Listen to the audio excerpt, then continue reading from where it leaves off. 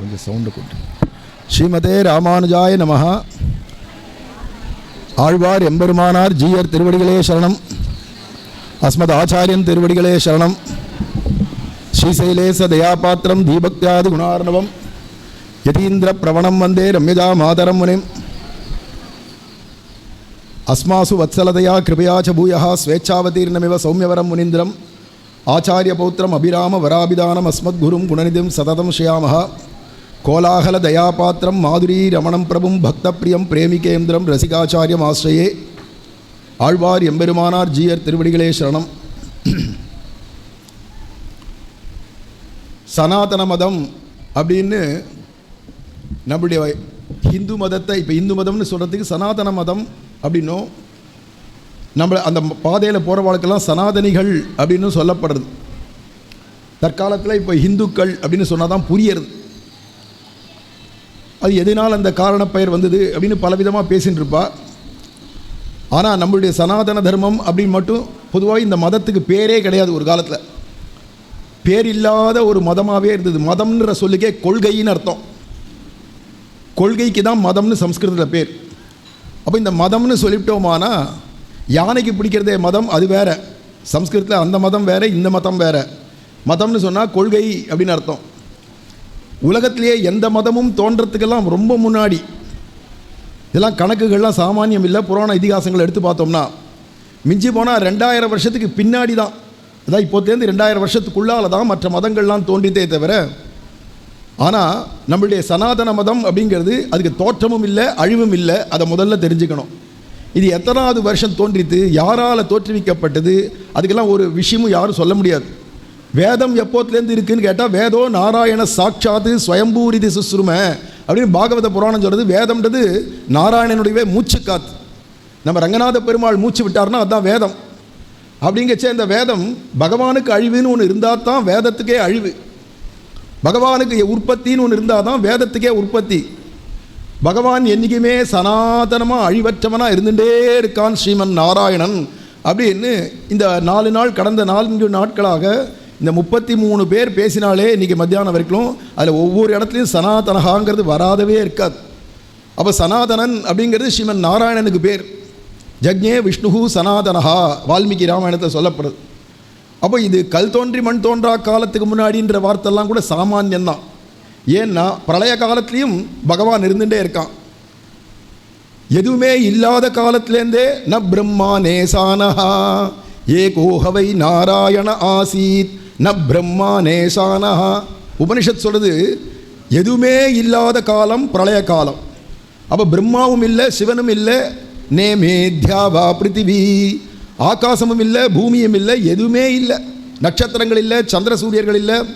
இதுதான் ஆழ்வார் அப்படியே தமிழில் பாடுறார். ஒன்றும் தேவும் உலகும் உயிரும் மற்றும் யாதுமிலா அன்று நான்முகன் தன்னோடு தேவருலகோடு உயிர் படைத்தான் அப்படின்னார் நம்மாழ்வார். ஆழ்வார் திருநெறியில் இருக்கிற ஆதிப்பிரான பாடச்சே ஒன்றும் எதுவுமே இல்லை அப்படிங்கிறார். ஒரு தேவர்களும் இல்லை, ஒன்றும் தேவும், எந்த உலகங்களும் இல்லை, உலகும் உயிரும் எந்த விதமான ஜீவராசிகளும் கிடையாது. மற்றும் யாதுமிலா அன்று அப்படிங்கிறதுனால எந்தெந்த விதத்தில் ஜட வஸ்துக்கள் இருக்கோ எதுவுமே இல்லாத அன்று அப்படின்னா அது பிரளய காலம். வெள்ளத்தரவில் துயிலமர்ந்த வித்தினை அப்படின்னு சொல்கிறா இல்லையா ஆண்டாலும். அப்படி பிரளய ஜலத்தில் ஆளிலை மேல் பாலகனாக கண்ணபிரான் ஒருவனே இருந்தான்னு வேதம்னு சொல்கிறது. தமிழ் வேதமான திவ்ய பிரபந்தம் சொல்கிறது. அப்போ வேத காலம் அப்படின்னு நீ ஒன்றுமே சொல்ல முடியாது. ஏன்னா பகவானுடைய மூச்சு காத்துன்னு பாகவத புராணமே சொல்கிறது. நம்மளாம் மூச்சு விட்டோம், கொரட்டை விட்டோம் அப்படிங்கிறதெல்லாம் நிறைய பார்க்குறோம் இல்லையா. இதெல்லாம் சாமானியம், தாமசம். பகவான் மூச்சு விட்டான்னா அரி ஓம், அதான் மூச்சு காத்தே ஆரம்பம். ஓம்காரம் தான் அவனுக்கு காற்று, மூச்சு காற்று அப்படின்னு சொல்லிச்சே. அப்பேற்பட்டதான பகவான் எப்போ இருக்கானோ அப்போத்துலேருந்து வேதம் இருக்குது. பகவான் இருந்துகிட்டே இருக்கான், வேதம் இருந்துகிட்டே இருக்குது. அப்போ வேதத்தை சொல்லப்பட்டதான கொள்கைகளை யார் ஃபாலோ பண்ணுறாளோ, யார் அது நடைமுறைப்படுத்துகிறாளோ அவள் எல்லாருமே வைதீகர்கள். நீ வேதம் படித்தவன் தான் வைதீகன்னு அர்த்தம் இல்லை. வேதத்தை ஒத்துண்டவாளும் வைதீகால் தான். வேதம் அப்படின்னு ஒன்று இருக்குது, அதுதான் நமக்கு பிரமாணம் அப்படின்னு யார் யார் ஒத்துக்கிறாளோ அத்தனை பேருமே வைதீகர்கள் அப்படின்னு சம்ஸ்கிருத சொல்கிறோம். தமிழில் வேதியர் அப்படின்னு சொல்கிறா. இப்போ எல்லாரும் வேதத்தை ஒத்துண்டவா அத்தனை பேரும் ஏற்றுக்கிற கொள்கைக்கு தான் சனாதன தர்மம். அதுக்கு தான் வைதீக மதம், வேத மதம். இப்போ சமீபத்தில் ஹிந்து மதம்னு சொல்கிறோம். அப்போ வேதத்துக்கு முரண்பாடாக பிற்காலங்களில் பலவேறு விதமான கொள்கைகள் ஏற்பட்டது. அது அவவா பல பேர் தோற்றுவிச்சவா.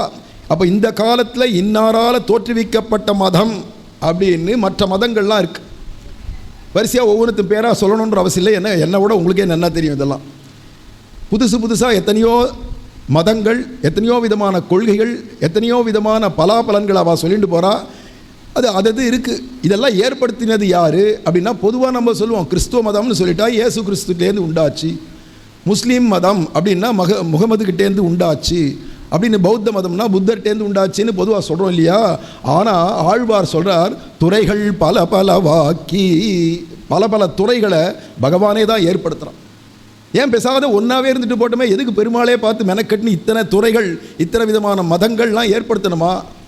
அதுவும் கடைசியில் என்னன்னா, அதெல்லாம் வேதத்தை ஒத்துக்காத மதங்களாக இருக்குது. வேதத்தை ஒத்துண்டு வேதத்துக்கு தப்பான அர்த்தங்களை சொல்கிறதா இருக்குது. இப்படிலாம் பார்க்கச்சே எதுக்கு இதெல்லாம் தோற்றுவிச்சான் பகவான் அப்படின்னா, ஒரே விதமான ஜனங்கள் இருந்தால், ஒரே விதமான மதம் இருந்தால் போகிறோம். லோகோ பின்ன ருச்சிஹி அப்படின்னா ஒவ்வொருத்தருக்கும் ருச்சி மாறுறது, சுவை மாறுறது. எப்படி இந்த 5 விரலும் ஒரே மாதிரி இல்லையோ, ஒவ்வொரு விரல் ஒரு விதமாக இருக்கோ, அதே மாதிரி மனுஷாளுடையதான குணங்கள், மனுஷாளுடையதான சுபாவங்கள், மனுஷாளுடைய பேச்சு வழக்கங்கள், மனுஷாளுக்கே இத்தனை விசித்திரங்கள் இருக்கச்சே. அப்போ எல்லாருக்கும் ஒரே விதமான கொள்கையை சொல்ல முடியாது. ஒரே விதமான கொள்கையை சொன்னோமானா எல்லாருக்கும் ஏற்காது. ஏன்னா அவளுடைய பூர்வ ஜென்மாக்களில் இருக்கக்கூடியதான கர்மாக்கள் என்னென்ன பண்ணியிருக்காளோ அதுக்கு ஏற்ற மாதிரி தான் இந்த ஜென்மாவில் பிறப்போ, அதுக்கு ஏற்ற மாதிரி தான் அவளுடைய மனசில் எண்ணங்களோ ருச்சிகளோ எல்லாருக்கும். அப்போ ஜென்மாந்திர கர்மாக்களை பொறுத்து தான் இப்போ இந்த ஜென்மாவில் எல்லாரும். அப்படிங்கிறச்ச எல்லாரும் ஒரே விதமாக பாபமோ ஒரே விதமான புண்ணியமோ பண்ணியிருக்க மாட்டா.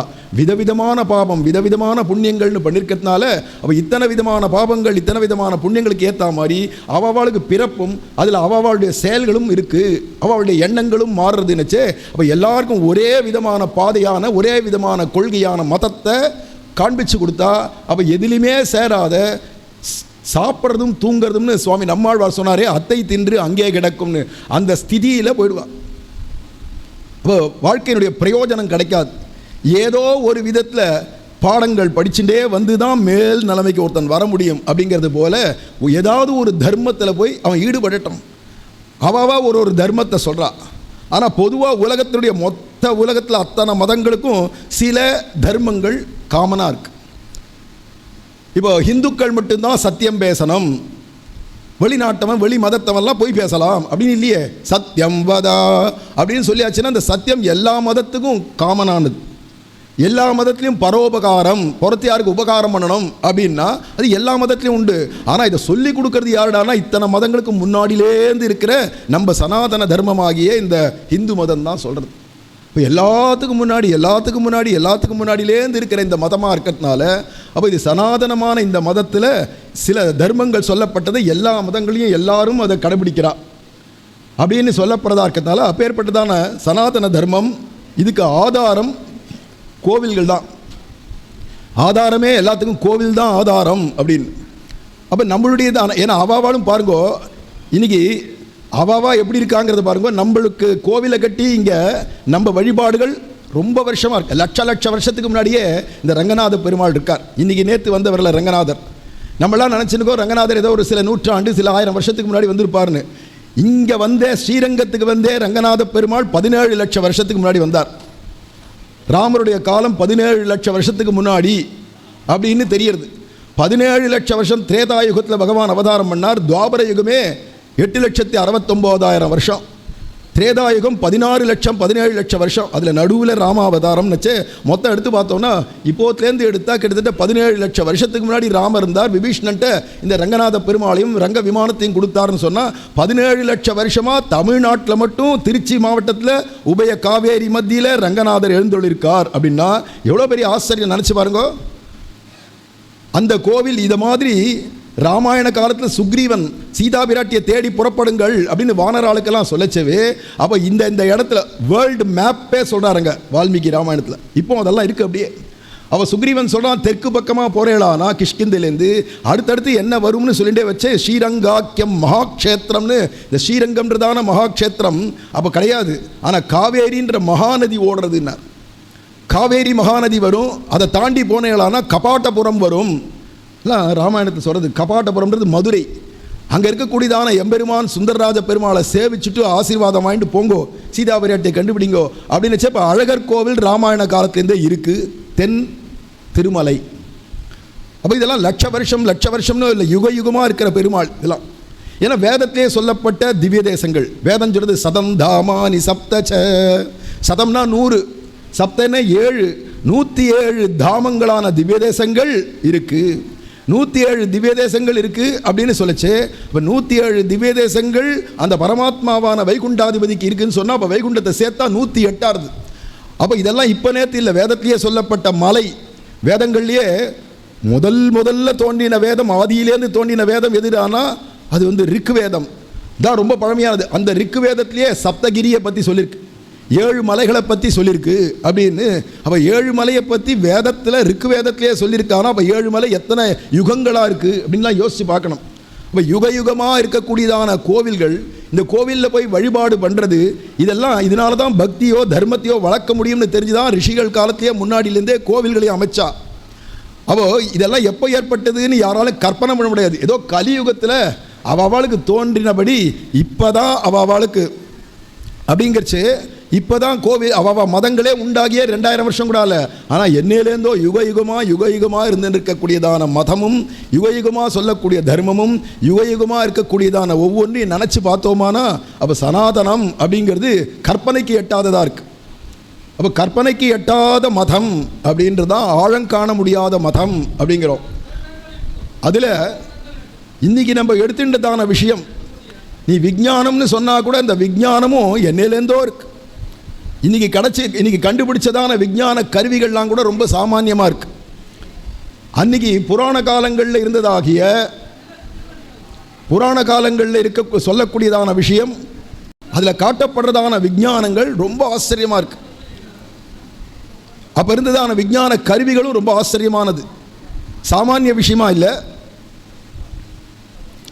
ஒரு கால் இன்றைக்கி தான் ரேடியோவை கண்டுபிடிச்சான், இன்றைக்கி தான் ஒரு கால் டெலிவிஷன் கண்டுபிடிச்சான், இன்றைக்கி தான் ஏரோப்ளேன் கண்டுபிடிச்சான், இன்றைக்கி தான் வாகனங்கள்லாம் கண்டுபிடிச்சா அப்படின்னு நீங்கள் நினைக்க வேண்டாம். இதெல்லாம் புராண காலங்கள்லேயே இருக்குது. புராணத்தில் சொன்ன அளவுக்கு விஞ்ஞானம் இன்றைக்கி முன்னேறலை. அதாவது ஞானம் விஞ்ஞான சகிதம் அப்படின்னு சொல்லும்படிக்கு ஞானம் அப்படிங்கிறது விஞ்ஞான சகிதமாக இருக்குது. ஞானம்ன்றது விஞ்ஞான சகிதமாக இருக்குது.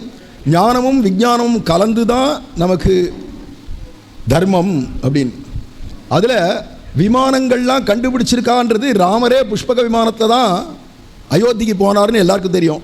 இன்றைக்கி இருக்கிறதான விமானங்களில் ஒரு 120 200 அப்படிங்கிறதான இவ்வளோ தான் சீட் இருக்குதுன்னு சொல்லியாச்சுன்னா அந்த சீட்டுக்கு மேலே இன்னொருத்தர் டிக்கெட் வாங்கிட்டு வரணும்னா முடியாதுன்னுடுவா இன்றைக்கி இருக்கிற பிளேன். ஆனால் நம்மளுடையதான புராண காலங்களில் இருந்ததான பிளேன்லாம் ரொம்ப அட்வான்ஸான சைஸாக இருந்தது. அப்போ எல்லாம் என்னடனா இந்த புஷ்பக விமானத்தில் யார் தலைவராக உட்காராரோ அவர் நினைக்கிற மாதிரி போகும். எத்தனை பேர் வேணும்னாலும் அந்த எக்ஸ்பேண்டபிள் பிளேன் வாழையே அந்த மாதிரி எக்ஸ்பேண்ட் ஆகிட்டே இருக்கும்லாம் சொல்லப்படுது. அந்த காலத்திலலாம் பாம் அப்படிங்கிறது இப்போ சொல்கிறோமே அதெல்லாம் அஸ்திர சஸ்திரங்கள்ன்ற பேரில் பெரிய பெரிய சஸ்திரங்களாகவும் வஸ்திரங்களாகவும் இருந்தது அப்படிங்கிறச்சே. அப்போ அப்பேற்பட்டதான விஞ்ஞான முன்னேற்றம் எந்த ரீதியில் எடுத்தாலும் 2000 வருஷத்துக்கு முன்னாடி கரிகால சோழன் கட்டின கல்லணை இன்றைக்கி ஒரு கராக்கு கூட இல்லையே. இப்போ சிவில் இன்ஜினியரிங் எப்படி இருந்திருக்கணும் கோவில்களெல்லாம் பார்த்தா தெரியும் அப்படிங்கச்சு. இப்போ ஏற்பட்டதான சனாதன தர்மத்தில் நீ விஞ்ஞானம்னு எடுத்தாலும் சரி ஞானம்னு எடுத்தாலும் சரி ரெண்டுமே சாகரமாக இருக்குது, ஆழம் காண முடியாது இருக்குது அப்படின்றது தான் நம்ம மதத்தினுடையவே பெருமை. நம்ம ரிஷிகள்லாம் கொடுத்துருக்கா, அப்படி பொக்கிஷங்களை கொடுத்துருக்கா. என்னைக்கு கடந்த 1000 வருஷங்களாக நம்மளுடைய பாரத தேசம் பல்வேறு விஷயங்களில் தாக்கப்பட்டு பெருங்காய டப்பாவில் பெருங்காயத்தை காணும் வாசனை தான் இருந்துருக்கு. பெருங்காய வாசனையை வச்சுட்டு தான் நம்ம இந்துக்கள்லாம் இப்போ ஓட்டின்னு இருக்கோம். இந்து மதம் சனாதன மதம்னா அந்த வாசனை பெருங்காய டப்பாவுடைய வாசனை தான் இப்போ போயிட்டு இருக்கு. பெருங்காயத்தை காணும் அப்படின்னு தான் சொல்லணும். அப்படி வாசனா பலத்தினால ஓடின்னு இருக்கு. அதில் எல்லா சமூகத்தவரும் அப்படியே ட்ரெயினே கவர்றது மாதிரி கவுந்துருக்கு. அதுவும் கடந்த நூற்றாண்டு ரொம்ப அதிகமாகவே நம்மளுடைய தர்மங்கள்லேருந்து ரொம்ப தூரம் போயிட்டோம். அநேகமாக நம்ம அண்டம் வரைக்கும் போயிட்டோம். சனாதன தர்மத்துலேருந்து ரொம்ப போயிட்டோம். ஒரு ட்ரெயினே கவர்றது போலே அப்படிங்கிறது மாதிரி கவுந்து போயிட்டோம் அப்படிங்கிறச்சு. அதுக்கு காரணம் என்னென்னா கடந்த 1000 வருஷங்களாக பாரத தேசத்தில் பாரதியர்கள் அரசாட்சி பண்ணலை. நான் அரசியல் பேசுகிறவன் இல்லை, வெறும் பகவத் விஷயந்தான் சொல்கிறவன். ஆனால் கொஞ்சம் யோசித்து பார்த்தோம்னா கடந்த 1000 வருஷங்களில் 750 வருஷ காலங்களாக முகலாயர்களுடைய ஆட்சி. முகலாயர்கள்னா வரிசையாக முஸ்லீம்களே அரசாட்சி பண்ணியிருக்கா 750 வருஷம் கிட்டத்தட்ட. சுவாமி ராமானுஜர் காலத்தில் டெல்லியில் பாதுஷாஹ் அப்படிங்கிற ராஜா இருந்தான் அப்படின்னு குரு பரம்பரை சொல்கிறது. சுவாமி ராமானுஜருக்கு அப்போ 80 வயசு இருக்குச்சே டெல்லியில் பாதுஷாஹ் அரண்மனைக்கு போய் டெல்லி சுல்தான் கிட்டேருந்து நம்ம செல்லப்பிள்ளையை மீட்டுன்னு வந்தார்ன்ற சரித்திரம் குரு பரம்பரையில் இருக்குது. அப்போ 1000 வருஷங்களுக்கு முன்னாடியே. ஆனால் ராமானுஜருடைய தேஜஸை பார்த்த உடனே இந்துக்கள் தலையை வெட்டுறவன் மாமிசத்துக்காகன்னு பசுமாடை வெட்டுறதான அந்த முசல்மான்கள்லாம் ராமானுஜர் அப்படி உள்ள நுழைஞ்சார், எழுந்து நின்று சலாம் போடுறான். அதுதான் இவளுடைய தேஜஸ். அந்த தேஜஸுக்கு போன உடனே சுவாமி ராமானுஜர் என்ன பண்ணினார்னா, என்னுடைய தெய்வம் இங்கே இருக்குது அப்படின்னு என் தெய்வமே சொல்லி நான் வந்திருக்கேன், அந்த தெய்வத்தை நான் மீட்டுண்டு போகிறதுக்காக வந்தேன்னா, எதை கேட்குறளோ கொடுக்க தயாராக இருக்கேன், எதை வேணால் எடுத்துன்னு போ. பாரத தேசத்தில் இருக்கக்கூடிய எத்தனை அம்மன் கோவிலோ, எத்தனை சிவன் கோவிலோ, எத்தனை முருகன் கோவிலோ, எத்தனை பெருமாள் கோவிலோ, அத்தனை கோவில்களில் இருக்கிறதான சிலைகளெல்லாம் லூட்டடிச்சுன்னு வந்திருக்கேன், திருடின்னு வந்திருக்கிறதெல்லாம் இங்கே தான் இருக்குது. அத்தனையும் ஒரு அறையில் போட்டு சிறையில் வைக்கிறது மாதிரி வச்சுருக்கோம். அதில் உங்கள் சாமி யாரோ தூக்கின்னு போங்கோ அப்படிங்கிறான் பாதுஷா. உடனே ராமானுஜர் இதுக்குன்னே அந்த சிறைச்சாலையில் அடைச்சி வைக்கப்பட்டது போல இருக்கக்கூடியதான அத்தனை அர்ச்சாவதாரமான விக்கிரகமான தெய்வங்களையும் பெருமாள்களையும் போய் பார்க்குறார். நம்ம தேடின்னு வந்து சொப்பனத்தில் காட்சி கொடுத்த பெருமாள் இவர்தானா இவர்தானா இவர்தானான்னு தேடி தேடி பார்த்து, ஆனால் எத்தனை நடராஜர்கள், எத்தனை விநாயகர்கள், எத்தனை முருகன்கள், எத்தனை அம்மன்கள், எத்தனை பெருமாள்கள், இத்தனையும் சிறையில் கிடக்கிறா. உண்மையாக சொல்லப்போனால் தெய்வங்களுக்கெல்லாம் விடுதலை வாங்கி கொடுத்தவரே நம் ராமானுஜர் தான். சாதாரண விஷயம் இல்லை. ராமானுஜர் இல்லையானா அந்தந்த கோவில் இப்போ அந்தந்த தெய்வங்கள்லாம் 1000 வருஷமாக இருக்குது, 2000 வருஷமாக இருக்குதுலாம் சொல்கிறாளே, இருந்திருக்காது. எல்லாம் லூட் அடிச்சிருக்காங்க, வச்சுருந்தான். கடைசியில் இங்கே எதுலேயுமே தான் தேடின்னு வந்து அந்த செல்லப்பிள்ளை இல்லை ராமப்பிரியன். அதுக்காக என்ன பண்ணார்னா, இங்கே இல்லையேப்பா, வேறு எங்கேயோ இருக்கணுமே, இங்கே உண்டி தான் சுவாமி, இந்த அறையில் தான் எல்லாம் இருக்குது, வேறு எங்கேயும் இல்லைங்கிறான். இல்லைப்பா இருக்குப்பா, பெருமாள் சொல்லியிருக்காரு இருக்குப்பா. அதுக்குள்ள அவனுடைய மனைவி சொல்கிறா, ஏங்க நம்ம பொண்ணு பிபி ஏதோ ஒரு பொம்மையை வச்சுன்னு விளையாடின்னு இருக்கே, அதுதான் இவர் தேடின்னு வந்ததோ என்னவோ, அதை வேணா கூட்டு காட்டுங்களேன்னா. இவர் எப்பேற்பட்ட பரம வைதிகர், சிஷ்டாச்சார சம்பன்னர் ராமானுஜர் இங்கேருந்து கிளம்பி அந்த பொண்ணு இருக்கக்கூடிய கன்னியாமடத்தில் போய் அங்கே அந்த பெருமாளை தேடின்னு போகிறாராம். அப்படிலாம் போக மாட்டான் சன்னியாசிகள்லாம். போகிறார். போனால் அந்த பொண்ணு 5-6 வயசு பொண்ணாம். அந்த 6 வயசுக்கு பிபின்னு பேர் அந்த பொண்ணுக்கு. அது என்ன பண்ணுறதுனா, அந்த அதே பெருமாள் இவர் தேடின்னு வந்த பெருமாளை வச்சு கொஞ்சின்னு இருக்கு. யாராவது வந்துட்டா விக்கிரகம் ஆயிடுவார், யாரும் இல்லைன்னா கண்ணனாவே இருந்து விபவத்திலே இருந்து கொஞ்சி குலாவி. இந்த பொண்ணு தான் காதலியாகவும் அவனை காதலனாகவும் வச்சுட்டு அது பொம்மைன்னு பார்க்கல, பேசுகிற தெய்வம்னு தெரியுது. அப்படி விளையாடின்னு இருக்கக்கூடியதான சந்தர்ப்பத்தில் ராஜாவும் ராணியும் சேவகர்களும் மந்திரிகளும் ராமானுஜரும் உள்ள நுழைஞ்சோடனே பட்டுன்னு விக்கிரகம் ஆகிட்டார். மடியில் வச்சுட்டு பார்த்துட்டு இருக்கு அந்த பொண்ணு. பார்த்தா இவெல்லாம் உள்ளே வந்துட்டா. அந்த பொண்ணுக்கு விருப்பமே இல்லை. சே, எவ்வளவு ஆனந்தத்தில் இருக்க, இந்த சமயத்தை வந்து கெடுக்க வந்துட்டாளே அப்படின்னு நினச்சிட்டு அங்கேருந்து அந்த ராஜா வந்தான். அம்மா பிபி, இது அவருடைய சாமியா, அவருடைய சாமி அந்த பொம்மையை கொடுத்துட்டு உனக்கு தங்கத்தில் இதே மாதிரி வேற ஒரு பொம்மை பண்ணி தர விளையாட. நான் தருவேனா, அந்த சாமியை வேணா வேற பொம்மையை பண்ணி எடுத்துன்னு போக சொல்லு, இதை தரமாட்டேங்கிறது. ஏன்னா பேசுறதே. அதனால் இன்றைக்கும் அர்ச்சாவதாரமாக ரங்கநாதர் வரதராஜன் எந்த பெருமாளும் சத்தியம் பேசின்னு இருக்கார். நமக்கு தெரியல புரியலங்கிறதுனால அவர் பேசலை, வெறும் பொம்மையாக தான் இருக்கார் நினச்சிடாதீங்கோ. சத்தியம் ஆழ்வார்களுக்கு பேசின அதே பெருமாள் நீங்கள் நம்மக்கிட்ட பேசுகிறார், வானு கூப்பிடுறார். நமக்கு புரிஞ்சிக்க தெரியலன்னா திவ்ய ஞானம் இருந்தால் பேசுறது புரியும், இல்லைன்னா இங்கே இருக்கிற சிந்தனைக்கு ஞான் பேசுகிறாருன்னா எப்படி தெரியும்? பேசின்னு தான் இருக்கார், ஒவ்வொருத்தரையும் கடாட்சம் அணிந்தா இருக்கார். அதனால அந்த பொண்ணு பார்க்குறா, இவ்வளவு ஆனந்தத்தை அனுபவிக்கச்சு இவெல்லாம் கெடுத்து விட்டாளே, அந்த வேற ஒரு சாமி அவர்கிட்ட கொடுத்துருங்கோ, இதை தரமாட்டேன் சாமி, என் பொண்ணு தரமாட்டேங்குது சாமி அப்படிங்கிறான். பொண்ணு தரமாட்டேன்னா எனக்கு அந்த பெருமாள் தான் வேணும், இவர் தான் நான் தேடின்னு வந்த பெருமாள். 2 பேரும் தரமாட்டேன்னா என்னைக்கு இருந்தாலும் பாசம் இருக்கும் இல்லையா புத்திரிக்கிட்ட. அதனால் பார்த்தார், சுவாமி உங்கள் தெய்வம் கடவுள் வந்து நேர சொப்பனத்தில் வந்து சொல்லி நான் வந்து அழைச்சின்னு போன்னு சொன்னது சத்தியமாக இருந்தால் நீங்கள் கூப்பிடுங்கோ, தெய்வமே கிளம்பி வந்தால் எடுத்துன்னு போயிடுங்க. ராமானுஜருக்கு பரீட்சை வைக்கிறான் ஒரு பாதுஷா. அப்போதான் ஏகி சம்பத்குமாரா, சம்பத்குமாரன்னா செல்ல பிள்ளைன்னு அர்த்தம். ஓடிவாராய் செல்ல பிள்ளாய் அப்படின்னு ஒன்று விக்கிரகம் தானே, பொம்மை தானே, பார்க்குறவா இல்லை பொம்மை தானே நினைப்பா. ஆனால் கால்களில் சலங்க கொஞ்சம் அந்த விக்கிரகமே ஜல் ஜல் ஜல் ஜல் ஜல்னு சத்தம் கொடுத்தே ஓடி போய் ராமானுஜர் மடியில் வந்து ஏறி உட்காண்டார். பார்க்குறான் அதிசயத்தை, என்னடா அது பொம்மை நினச்சோம் போடுது. நேராக போய் மடியில் உட்காந்தோன்னு இந்த பொண்ணு நாதா அப்படின்னு கத்துறா. உடனே ராமானுஜரை கூட விட்டுட்டு ஜல் ஜல் ஜல் ஜல்னு ஓடி வந்து இந்த பொண்ணு மடியில் ஏறி உட்கார்றாரு பெருமாள். உடனே அவர் செல்லப்பிள்ளாய் அப்படிங்கிறார். மாற்றி மாற்றி இப்படியும் அப்படியும் அந்த பெருமாள் போகிறதையும் வரதையும் பார்த்து அவரோ கொஞ்சிக்கிறார், அப்படியே கட்டி பிடிச்சிட்டு ராமானுஜர் இங்கே ஓடி வச்சேன் நாதானி இவ கட்டி பிடிச்சிக்கிறா. ராஜா பார்க்கலாம், இது என்னது, இது கனவா நனவா, இதெல்லாம் உண்மையானா? ஒரே சமயத்தில் கண்ணபிரான்னு 2 பேர் கூப்பிட்டா அவன் நிலை என்னவா இருக்கும்? கூப்பிடுறவா எப்பேற்பட்டவனா? ஒரு பக்கம் யசோத, ஒரு பக்கம் ராதை, காதலியான ராதை இங்கே கூப்பிட்றா, யசோதை அங்கே கூப்பிட்றா. தாயார் எங்கே போவான், திணறுவான் இல்லையா? அப்படி இருக்கிற நிலைமையில் செல்லப்பிள்ளை இருக்க உடனே ராஜா கொஞ்சம் விவேகையாக இருந்து யோசித்து பார்த்தான், இந்த பொண்ணை இந்த விக்கிரகத்திலேருந்து பிரிச்சுட்டோன்னா உயிர் போயிடும். அவரோ அந்த தெய்வம் கூப்பிட்டு வந்தால் நீங்கள் எடுத்துகிட்டு போங்கன்னு வேறு வாக்கை கொடுத்துட்டோம், என்ன பண்ணுறதுன்னு தெரியாத சுவாமி இந்த பெருமாளையும் அழைச்சிட்டு என் பொண்ணு பிபியும் கொடுக்குறேன், அவளையும் அழைச்சிட்டு போயிடும். இந்த பெருமாள் இவளுக்கு காதலன்னு எங்களுக்கு தெரியாது இத்தனை நாளாக. இந்த தெய்வம் இப்படி பேசும், இந்த பொம்மை இப்படி பேசும்லாம் நான் எதிர்பார்க்கல அப்படின்னு சொல்லி அனுப்புச்சே. ஒரு பல்லக்கில் பிபி இது செல்லப்பிள்ளை, இன்னொரு பல்லக்கில் பிபி 6 வயசு குட்டி, அவளை ஏற்றிட்டு ராமானுஜர் தான் தானே குருநாதர் ஆச்சாரியர் ஜெகதாச்சாரியர், தான் ஒரு பல்லக்கில் ஏறி வரலாம். 80 வயசு அப்போ ஏறி வரலாம் இல்லையா? பெருமாளும் பிராட்டியும் இருக்கா, நம்ம நடந்து தான் போகணும். எங்கே? டெல்லியிலேருந்து மைசூர் வரைக்கும். அவருடைய நிஷ்டை எப்படி சொல்கிறது? ஏன்னா இவ பிபிங்கிற முஸ்லீம் பொண்ணாக வந்து பிறந்திருக்காளே தவிர சாட்சாத் ஜெகன்மாதாவான அகில ஜெகன்மாதரம் அஸ்மன் மாதரம் ரங்கநாயகி தாயாரை பார்த்து ராமானுஜர் சொல்கிறார், உலகத்துக்கெல்லாம் தாய், பிரத்யேகமாக எனக்கு அம்மா இல்லையா அப்படிங்கிறா இல்லையா? அப்பேற்பட்டதான ரங்கநாயகி தாயாருடையவே அவதாரம் தான் இந்த பொண்ணுன்னு தெரிஞ்சு அவளுக்கு பிபி நாச்சியார் அப்படின்னு பேரையும் கொடுத்து அழைச்சின்னு வந்தார்னு இருக்கு.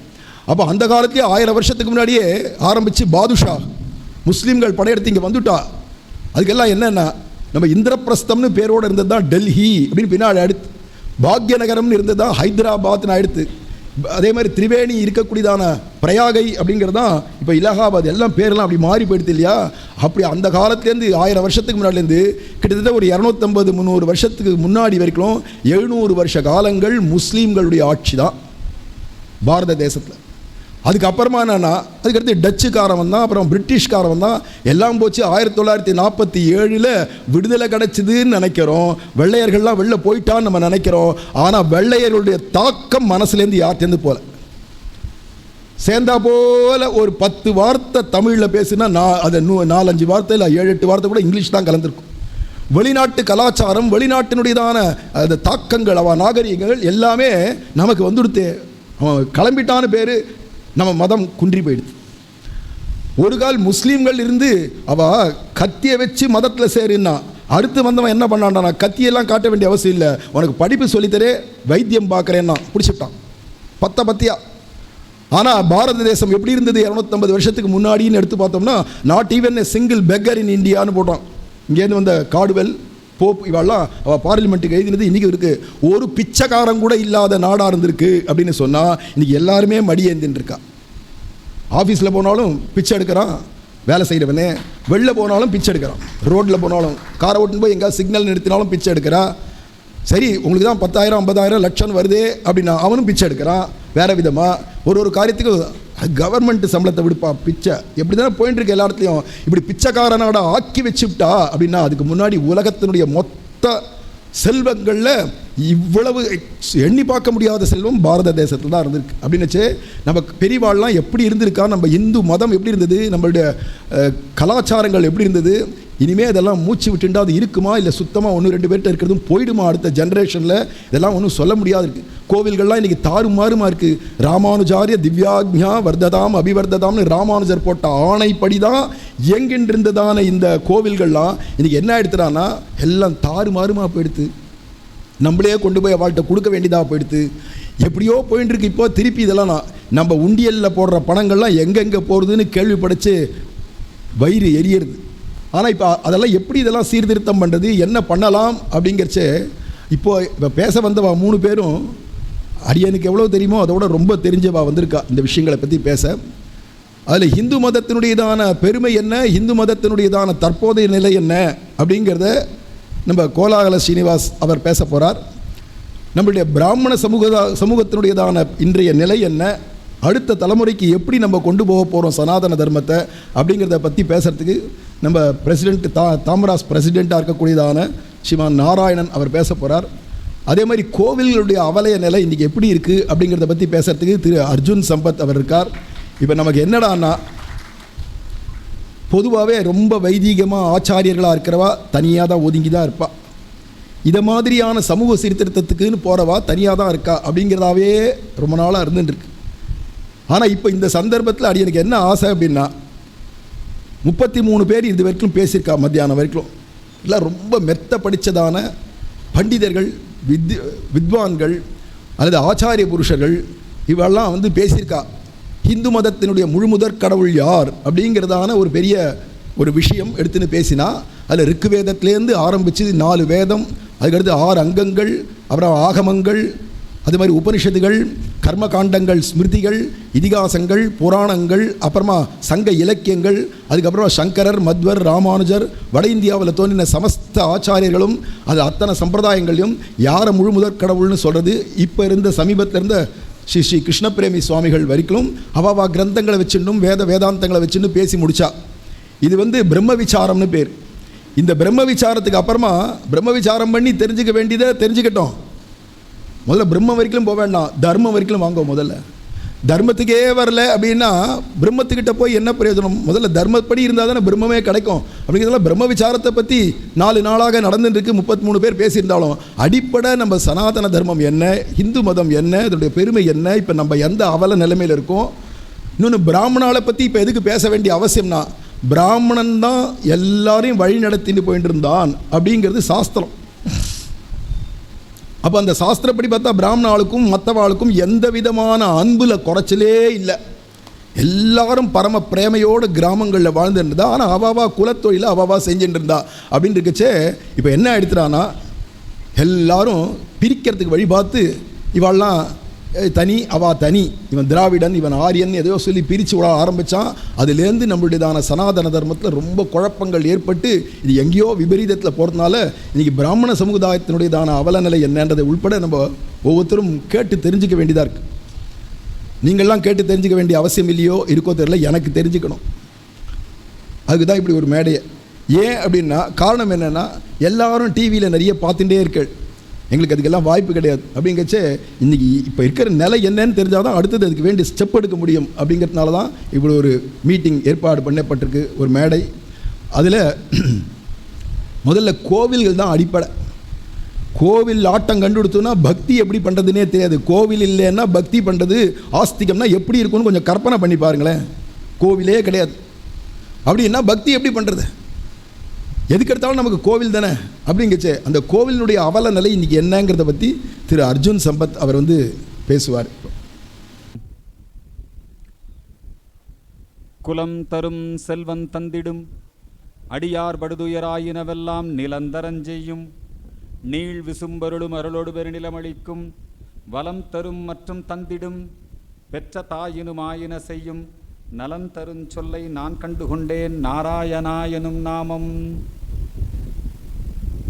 போற்றுதலுக்கும் வணக்கத்திற்கும் உரிய இங்கே எழுந்தருளி இருக்கின்ற கோமடம் ஸ்ரீ சுவாமிகள் அவர்களுக்கும், வருகை தந்திருக்கின்ற திருமால் அடியார் திருக்கூட்டத்திற்கும், எனக்கு பின்பாக இங்கே உரை நிகழ்த்த இருக்கின்ற எங்களுடைய வழிகாட்டி பிராமண சமுதாயத்தினுடைய பாதுகாவலர் ஐயா வீரத்துறவி ராமகோபால்ஜிக்கு பிறகு அவருடைய சீடராக, நாங்களும் அவருக்கு சீடர் தான் இருந்தாலும் நாராயண்ஜினா எங்களுக்கு கோபால்ஜி தான் ஞாபகத்துக்கு வரும். திரு நாராயண்ஜி அவர்களுக்கும், இன்றைக்கு ஊடகத்துறையிலே சனாதன ஹிந்து தர்மத்திற்கு நேரிடுகின்ற ஆபத்துக்களை எல்லாம், ஏன்னா இன்னைக்கு ஹிந்துக்கள் அறியாமையிலே இருக்கிறார்கள், நமக்கு என்ன ஆபத்து வருங்கிறதே தெரியாமல் இருக்காம, நம்ம கோயில்களுக்கு என்ன ஆபத்து, நம்முடைய பண்பாட்டிற்கு என்ன ஆபத்து, நம்முடைய கலாச்சாரத்திற்கு என்ன ஆபத்து, ஹிந்து தேசிய அரசியலுக்கு என்ன ஆபத்து. ரொம்ப அனுபவமிக்க ஒரு ஊடகவியலாளர் நம்முடைய கோலாகல ஸ்ரீனிவாசன்ஜி அவர்கள் இங்கே வருகை தந்திருக்கிறார்கள். வைணவ திருக்கோலத்தோடு இங்கே வருகை தந்திருக்கின்ற அத்துணை பேருக்கும் அவர்கள் திருவடி பணிந்து என்னுடைய வணக்கங்களை சமர்ப்பிக்கின்றேன். சனாதன ஹிந்து தர்மத்திற்கு, இந்த அற்புதமான வாழ்வியலுக்கு ஆதாரமாக திகழ்வது நம்முடைய திருக்கோயில்கள். கோயில்களை சார்ந்துதான் நம்முடைய வாழ்வியலே அமைந்திருக்கிறது. திருக்கோவில்கள் தான் நம்முடைய தெய்வங்கள் இருக்கின்ற இடம். இப்போ நம்ம இந்த இடத்தை பற்றி சொல்லுகிற பொழுது நாமெல்லாம் எந்த ஜென்மத்தில் என்ன புண்ணியம் பண்ணோன்னு தெரில. பூலோக வைகுண்டமாகிய இந்த ஸ்ரீரங்கத்திலே நாம் இன்றைக்கு இங்கெல்லாம் வந்திருக்கோம். இங்கே வர்றதுக்கே புண்ணியம் பண்ணியிருக்கணும். இங்கே சொற்பொழிவு நிகழ்த்தி கொண்டிருந்த நம்முடைய குருநாதர் ஸ்ரீரங்கத்தினுடைய பெருமையெல்லாம் உங்களுக்கு சொல்லியிருக்கார். இந்த பூலோக வைகுண்டத்திலே எப்பவுமே நாத்திக சக்திகளுக்கு, நாத்திக சக்திகள்னா இப்போ திராவிட சக்திகள், கடவுள் இல்லைன்னு சொல்லுகின்றவர்கள், அவங்களுடைய நோக்கம் எல்லாம் எப்படியாவது கோயில்களை சிதைக்க வேண்டும், நம்பிக்கையை சிதைக்க வேண்டும். தமிழ்நாட்டில் கடந்த 70 வருடங்களுக்கும் மேலாக நாத்திகர்களுடைய கை ஓங்கி இருக்கிறது. இப்ப நாத்திகர்னு அவங்கள சொல்லலாமா வேண்டாமா? ஏன்னா நாத்திகத்தையும் உள்ளடக்கியது தான் நம்முடைய சனாதன இந்து தர்மம். அதுல கூட அவங்க கிட்ட நேர்மை கிடையாது. கடவுள் இல்லை அப்படின்னு சொல்லுவாங்க. ரங்கநாதர் இல்லை, சிதம்பரத்தில் நடராஜர் இல்லை, இதைத்தான் சொல்லுவானே ஒழிய ஒரு சர்ச்சு முன்னாடி போய் ஒரு கல்வெட்டு வைப்பானா கடவுள் இல்லைன்னு? வைக்க மாட்டான். ஒரு மசூதி முன்னாடி போய் கடவுள் இல்லைன்னு சொல்லுவானா? அப்ப இதுக்கு பேர் நாத்திகம் இல்லை, இது ஒரு திருட்டுத்தனம். திராவிடம் அப்படிங்கிறது ஒரு திருட்டுத்தனம். இந்த பூலோக வைகுண்டத்திலே வேண்டுமென்றே உள்நோக்கத்தோடு ஈவேராவுடைய சிலையை கொண்டு வந்து நம்முடைய ஸ்ரீரங்கம் ராஜகோபுரம், இந்த ராஜகோபுரத்தினுடைய மகிமை தெரியும் உங்களுக்கு. இந்த உலகத்திலேயே ஆசியாலேயே பெரிய கோபுரம். நம்முடைய ஆச்சாரியான் அப்ப ஸ்ரீரங்கத்தில் ஜெயராக இருந்தவர், அப்ப ஜனாதிபதியாக இருந்த ஆர் வெங்கட்ராமன், அப்ப முதலமைச்சராக இருந்த டாக்டர் எம்ஜி ராமச்சந்திரன் எம்ஜிஆர் அவர்கள் காலத்திலே தான் இந்த திருக்கோபுரம், குறிப்பாக நம்முடைய இசைஞானி இளையராஜா அவர்கள் நிதி வசூல் செய்து கொடுத்து இவ்வளவு பெரிய கோபுரம் இங்கே அமைக்கப்பட்டது. அதுக்கு முன்னாடி இது மொட்டை கோபுரமா இருந்தது. நிறைய அரசியல் சம்பந்தமான செய்திகளா அதில் சொல்லுவாங்க. இந்த கோபுரம் கட்ட பிறகு இலங்கை அழிஞ்சு போயிரும் எல்லாம் சொல்லிட்டு இருந்தாங்க. அது மாதிரி தான் ஆச்சு. அந்த ராஜகோபுரத்தின் முன்பாக வேண்டுமென்றே உள்நோக்கத்தோடு இவர்கள் ஈவேரா சிலையை அமைத்தார்கள். அந்த சிலை எங்கே வரக்கூடாது என்பதற்காக ஸ்ரீரங்கத்திலே இருக்கக்கூடிய பல பெரியவர்கள், இந்த ஸ்தலத்தார்கள், எல்லா இந்து அமைப்புகளும் சேர்ந்து ஒரு பெரிய கூட்டம் போட்டாங்க. அந்த கூட்டத்தில் அடியானு கலந்துக்கிட்டேன். சுவாமி தயானந்த சரஸ்வதி அந்த கூட்டத்தை வழிநடத்தினார். அந்த கூட்டத்திலே கலந்து கொண்ட பிறகு நாம் நீதிமன்றத்திலே வழக்கு தொடுத்தோம். நீதிமன்றத்திலே வழக்கு தொடுத்தோம். மக்கள் மன்றத்திலே இந்துக்கள் மத்தியிலே ஒரு விழிப்புணர்வை ஏற்படுத்த வேண்டும் என்பதற்காக பல கூட்டங்களை நடத்தினோம், கையெழுத்து இயக்கங்களை நடத்தினோம். நீங்க ஈவேரா சிலை எங்க வேணா வச்சுக்கங்க, உங்களுக்கு அவர் பிடித்த தலைவராக இருந்தா பொது இடத்துல வைங்க, பூங்கால வைங்க, அது வைக்க வேண்டாங்கிறது நம்ம நோக்கம் அல்ல. அவன் நம்பிக்கை, அவன் அவரை தமிழர் தந்தைங்கிறான், பகுத்தறிவு பகலவன்கிறான், எங்கே கூட வச்சுக்கிட்டோம். கோயில் முன்பாக இந்த கோயில் மேல நமக்கு இருக்கிற அக்கறை எவ்வளவுன்னு பாருங்க. 1982 மண்டைக்காட்டிலே மிகப்பெரிய கலவரம். கலவரம்னா ரெண்டு தரப்பும் அடிச்சுக்கிட்டா அதுக்கு பேர் கலவரம். இந்த ரெண்டு தரப்பும் ஒன்றும் அடிச்சுக்கல. மண்டைக்காடு பகவதி அம்மன் திருக்கோயிலிலே அங்கே கடற்கரை ஓரமாக இருக்கக்கூடிய ஒரு அற்புதமான அம்மன் கோயில், அது பெண்களின் சபரிமலை என்று சொல்லுவார்கள். அந்த கோவிலிலே அந்த கடலிலே குளிக்க போன அப்ப அவங்களுடைய எண்ணிக்கை அதிகமாயிருச்சு. கன்னியாகுமரி மாவட்டத்தை கன்னிமேரி மாவட்டமாக மாற்ற வேண்டும். இந்த கடல் இயேசுவுக்கானது, இங்க நீங்க எல்லாம் வரக்கூடாது, குளிக்க கூடாது, எதிர்ப்பு தெரிவித்தார்கள். தட்டி கேட்டவர்கள் தாக்கப்பட்டார்கள். 16 பேர் இன்னை வரைக்கும் காணோம். அதிலே உயிரிழந்தவர்கள், காணாமல் போனவர்கள் பட்டியல் அப்படிதான் இருக்குது இன்னை வரைக்கும். இன்னை வரைக்கும் இந்துக்கள் என்னானாங்கன்னு தெரியல. இப்பவும் நீங்க பாருங்க, அதுக்கு பிறகும் கூட நம்மளுக்கு புத்தி வரல. இப்பவும் நீங்க எடுத்துக்கிட்டீங்கன்னா தமிழகத்திலேயே இந்துக்கள் மைனாரிட்டியாக இருக்கக்கூடிய, தமிழர்கள் மைனாரிட்டியாக இருக்கக்கூடிய மாவட்டம் கன்னியாகுமரி மாவட்டம். அங்கே கிறிஸ்தவர்கள் பெரும்பான்மையாகிவிட்டார்கள். கிறிஸ்தவர்கள் பெரும்பான்மை ஆன உடனேயே நம்முடைய கோவில்களின் பாதுகாப்பு கேள்விக்குரியதாக மாறுகிறது. நாத்திகர்கள் கையில் ஆட்சி வந்த உடனேயே நம்மளுக்கு கோவிலுக்கு முன்னாடி அவங்க கடவுள் இல்லை அல்லது பிரமத பிரச்சாரம் இதெல்லாம் கோயிலுக்கு முன்னாடி செய்கிறாங்க. முதல்ல நம்ம கோயிலை பாதுகாக்கிறோமாங்கிறத பார்த்துக்குவோம். அதுவும் இந்த ஸ்ரீரங்கத்தில் பிள்ளை லோகாச்சாரியார் 70 ஆண்டு காலம் நம்முடைய பெருமாளை உயிரினும் மேலாக காப்பாற்றி மீண்டும் இந்த ஸ்ரீரங்கத்திற்கு எழுந்தருளச் செய்தவர். அப்படிப்பட்ட அந்த சந்ததியாகிய நாம் இன்னைக்கு நம்முடைய கோவில்கள் மேல என்ன அக்கறையா இருக்கும் அப்படிங்கிறதுக்கு தான் இதெல்லாம் மண்டைக்காட்டில் நடந்தது, ஸ்ரீரங்கத்தில் நடந்தது, சிதம்பரத்தில் நடக்கிறது. எப்படியாவது கோயில் இருந்து பிராமணர்களை வெளியேற்றிடணும். தில்லைவாழ் அந்தணர்தம் அடியார்க்கும் அடியேங்கிறாங்க. சிவபெருமான் தியாகேசன் திருத்தொண்டருடைய பெருமையை பாடுகிற பொழுது அவர்தான் அடியெடுத்து கொடுக்கிறார். அவர் அப்படி அடியெடுத்து கொடுக்கின்ற பொழுது முதலிலே சொல்லுகின்ற அடியார் தில்லைவாழ் அந்தணர்தம் அடியார்க்கும் அடியேன். திருத்தொண்டர் தொகுதியில் முதல் அந்த தில்லைவாழ் அந்தணரிடமிருந்து அந்த சிதம்பரத்தை நடராஜரை பிரிச்சிடணும். அவங்க மேல ஒரு வன்மத்தோடவே செயல்படுவாங்க. அவங்க வெளிப்படையாவே சொல்லியிருக்காங்க. இந்த கோயில்கள் இதிலே சேவை செய்யக்கூடியவர்கள், பணி செய்யக்கூடியவர்கள் அல்ல. இங்க வந்திருக்கீங்களே நீங்க எல்லாம் என்ன ஊழியம் பண்றவங்களா? இப்ப நிறைய பேர் சொல்லுவாங்க தேவ ஊழியம், கிறிஸ்தவ ஊழியம் எல்லாம் சொல்லுவாங்க. நீங்களாம் ஊழியக்காரர்களா? நம்மளாம் தாசர்கள், அடியார்க்கும் அடியார்கள். நாம பெருமாளுக்கு தாசர்கள், ராமானுஜனுக்கு தாசர்கள். அது சைவத்திலையும் அந்த சம்பிரதாயம் தான், வைணவத்திலையும் அந்த சம்பிரதாயம் தான். வைணவ சம்பிரதாயமே என்ன? அடியேன் தாசர்களுடைய சம்பிரதாயம் தான். அடியேன் ராமானுஜதாசன். அதே மாதிரி சைவத்தில் தில்லைவாழ் அந்தணர்தம் அடியார்க்கும் அடியேன். சுந்தரமூர்த்தி நாயனார் அவரை ஓலை கொடுத்து சிவபெருமான் தடுத்தாட்கொள்கிறார். என்னன்னு ஓலை? முப்பாட்டம் எனக்கு எழுதி கொடுத்துட்டு போயிருக்கிறான், என்னுடைய சந்ததி எல்லாம் உனக்கு அடிமைன்னு எழுதி கொடுத்துரு. நம்மளாம் யாரு அடிமை பரம்பரை? யாருக்கு அடிமை பரம்பரை? பிரிட்டிஷ்காரனுக்கு அடிமை பரம்பரை அல்ல, முகலாயனுக்கு அடிமை பரம்பரை அல்ல, ஸ்ரீரங்கநாதருக்கும் நம்முடைய நடராஜனுக்கும் அடிமை பரம்பரை நாம. அதான பெருமை. அதனாலதான் அவன் பாட்டே எழுதினான். அவனுக்கு ஒரு வன்மம், ஏதோ பெருமான் அல்லது பெருமாள் நமக்கு சோதனை பண்றார் போல் இருக்கு. அவன் எப்படி எல்லாம் எழுதினான் தெரியுங்களா? தில்லை நடராஜனையும் ஸ்ரீரங்கநாதனையும் பீரங்கியில் வைத்து பிளக்கும் நாள் என்னாலோ. இது கை தட்டாதீங்க, கோபம் வர வேண்டாம். இதை கேட்டா எதுக்காக கை தட்டுறீங்க? கோபம் வரணும் நமக்கு. அப்படி எழுதி அவங்க தேர்தலில் நின்று ஜெயிச்சிடறாங்க சாமி. நம்ம தானே மெஜாரிட்டியா இருக்கோம்.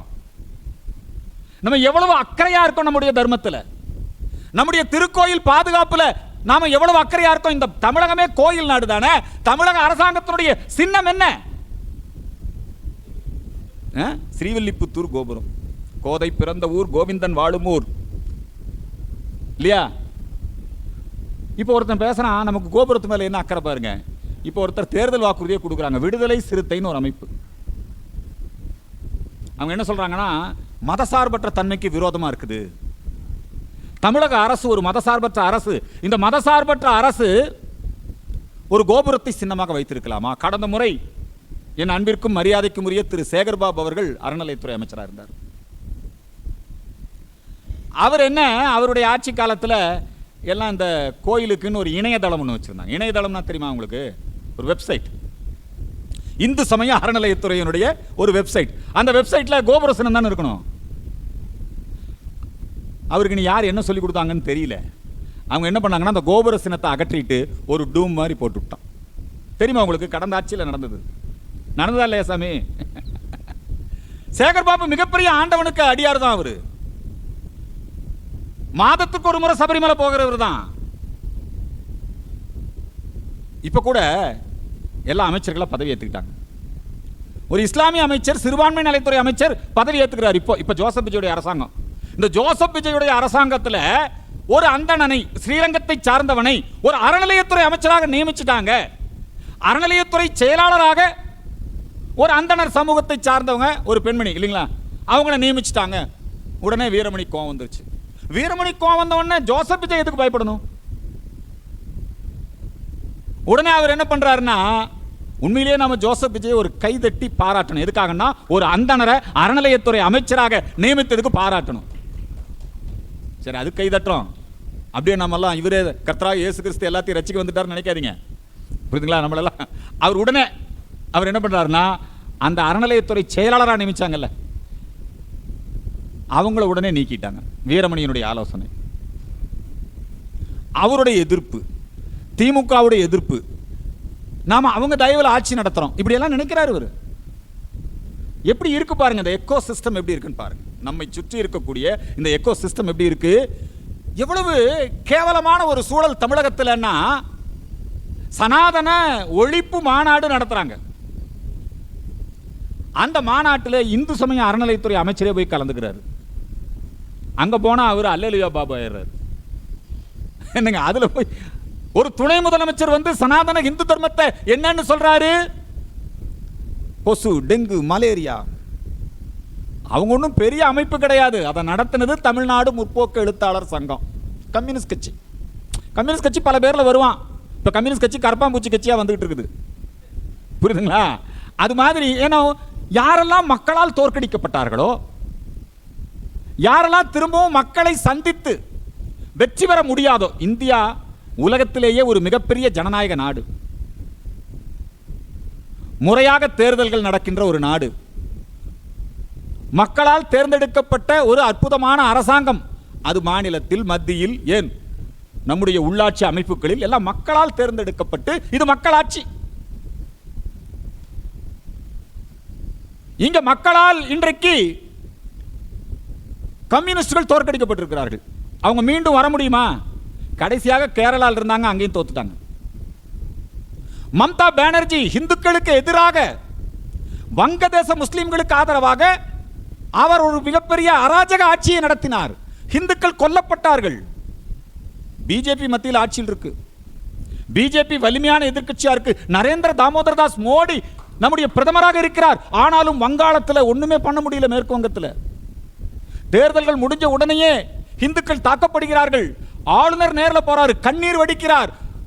அங்க அந்த மாவட்டத்தில் இருந்து நரேந்திர மோடி ஆட்சியில மேற்கு வங்காளத்தில் ஒரு மாவட்டத்தில் இருந்து இந்துக்கள் வாழ முடியாத அகதியா இன்னொரு மாவட்டத்துக்கு, இன்னொரு மாநிலத்துக்கு, அஸ்ஸாமுக்கே ஓடி போயிட்டான். அப்ப எந்த அளவு ஒரு அராஜக ஆட்சின்னு பாருங்க. அந்த ஆட்சி கூட வீழ்த்தப்பட்டு இன்றைக்கு வங்காளம் காப்பாற்றப்படவில்லை, இந்திய நாடே காப்பாற்றப்பட்டிருக்கிறது. மறுபடியும் மம்தா பானர்ஜி மக்களை சந்திச்சு ஜெயிச்சு வர முடியாது. மறுபடியும் கம்யூனிஸ்டுகள் மக்களை சந்திச்சு இந்தியாவில் வர முடியாது. மறுபடியும் மக்கள் கிட்ட ஓட்டு கேட்டு அஸ்ஸாம்ல, தமிழகத்தில் திமுக,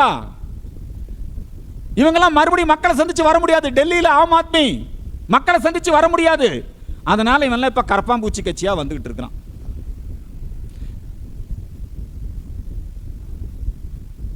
நம்முடைய மக்கள் ஒரு அற்புதமான ஜனநாயக நாடு இந்த நாடு.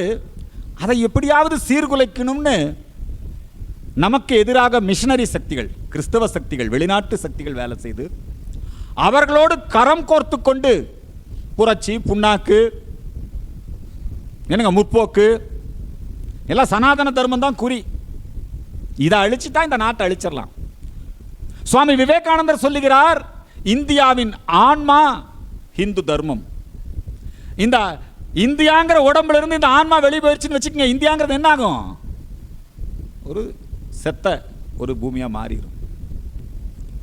அதனால இந்த சனாதன தர்மம் என்றும் எப்பொழுதும் பாதுகாக்கப்பட வேண்டும். சனாதன தர்மத்திற்கு ஆதாரமாக இருக்கக்கூடிய கோயில்கள், இந்துக்களுக்கு என்ன கோயில்கள், கோயில்கள் சார்ந்த சமூகம், அதுலயும் இந்துக்கள்ல இந்த தமிழ்நாட்டை சேர்ந்தவங்க இருக்காங்க பாருங்க, தமிழர்கள். இவங்க முழுக்க முழுக்க கோயில் சார்ந்த வாழ்க்கை முறைதான்.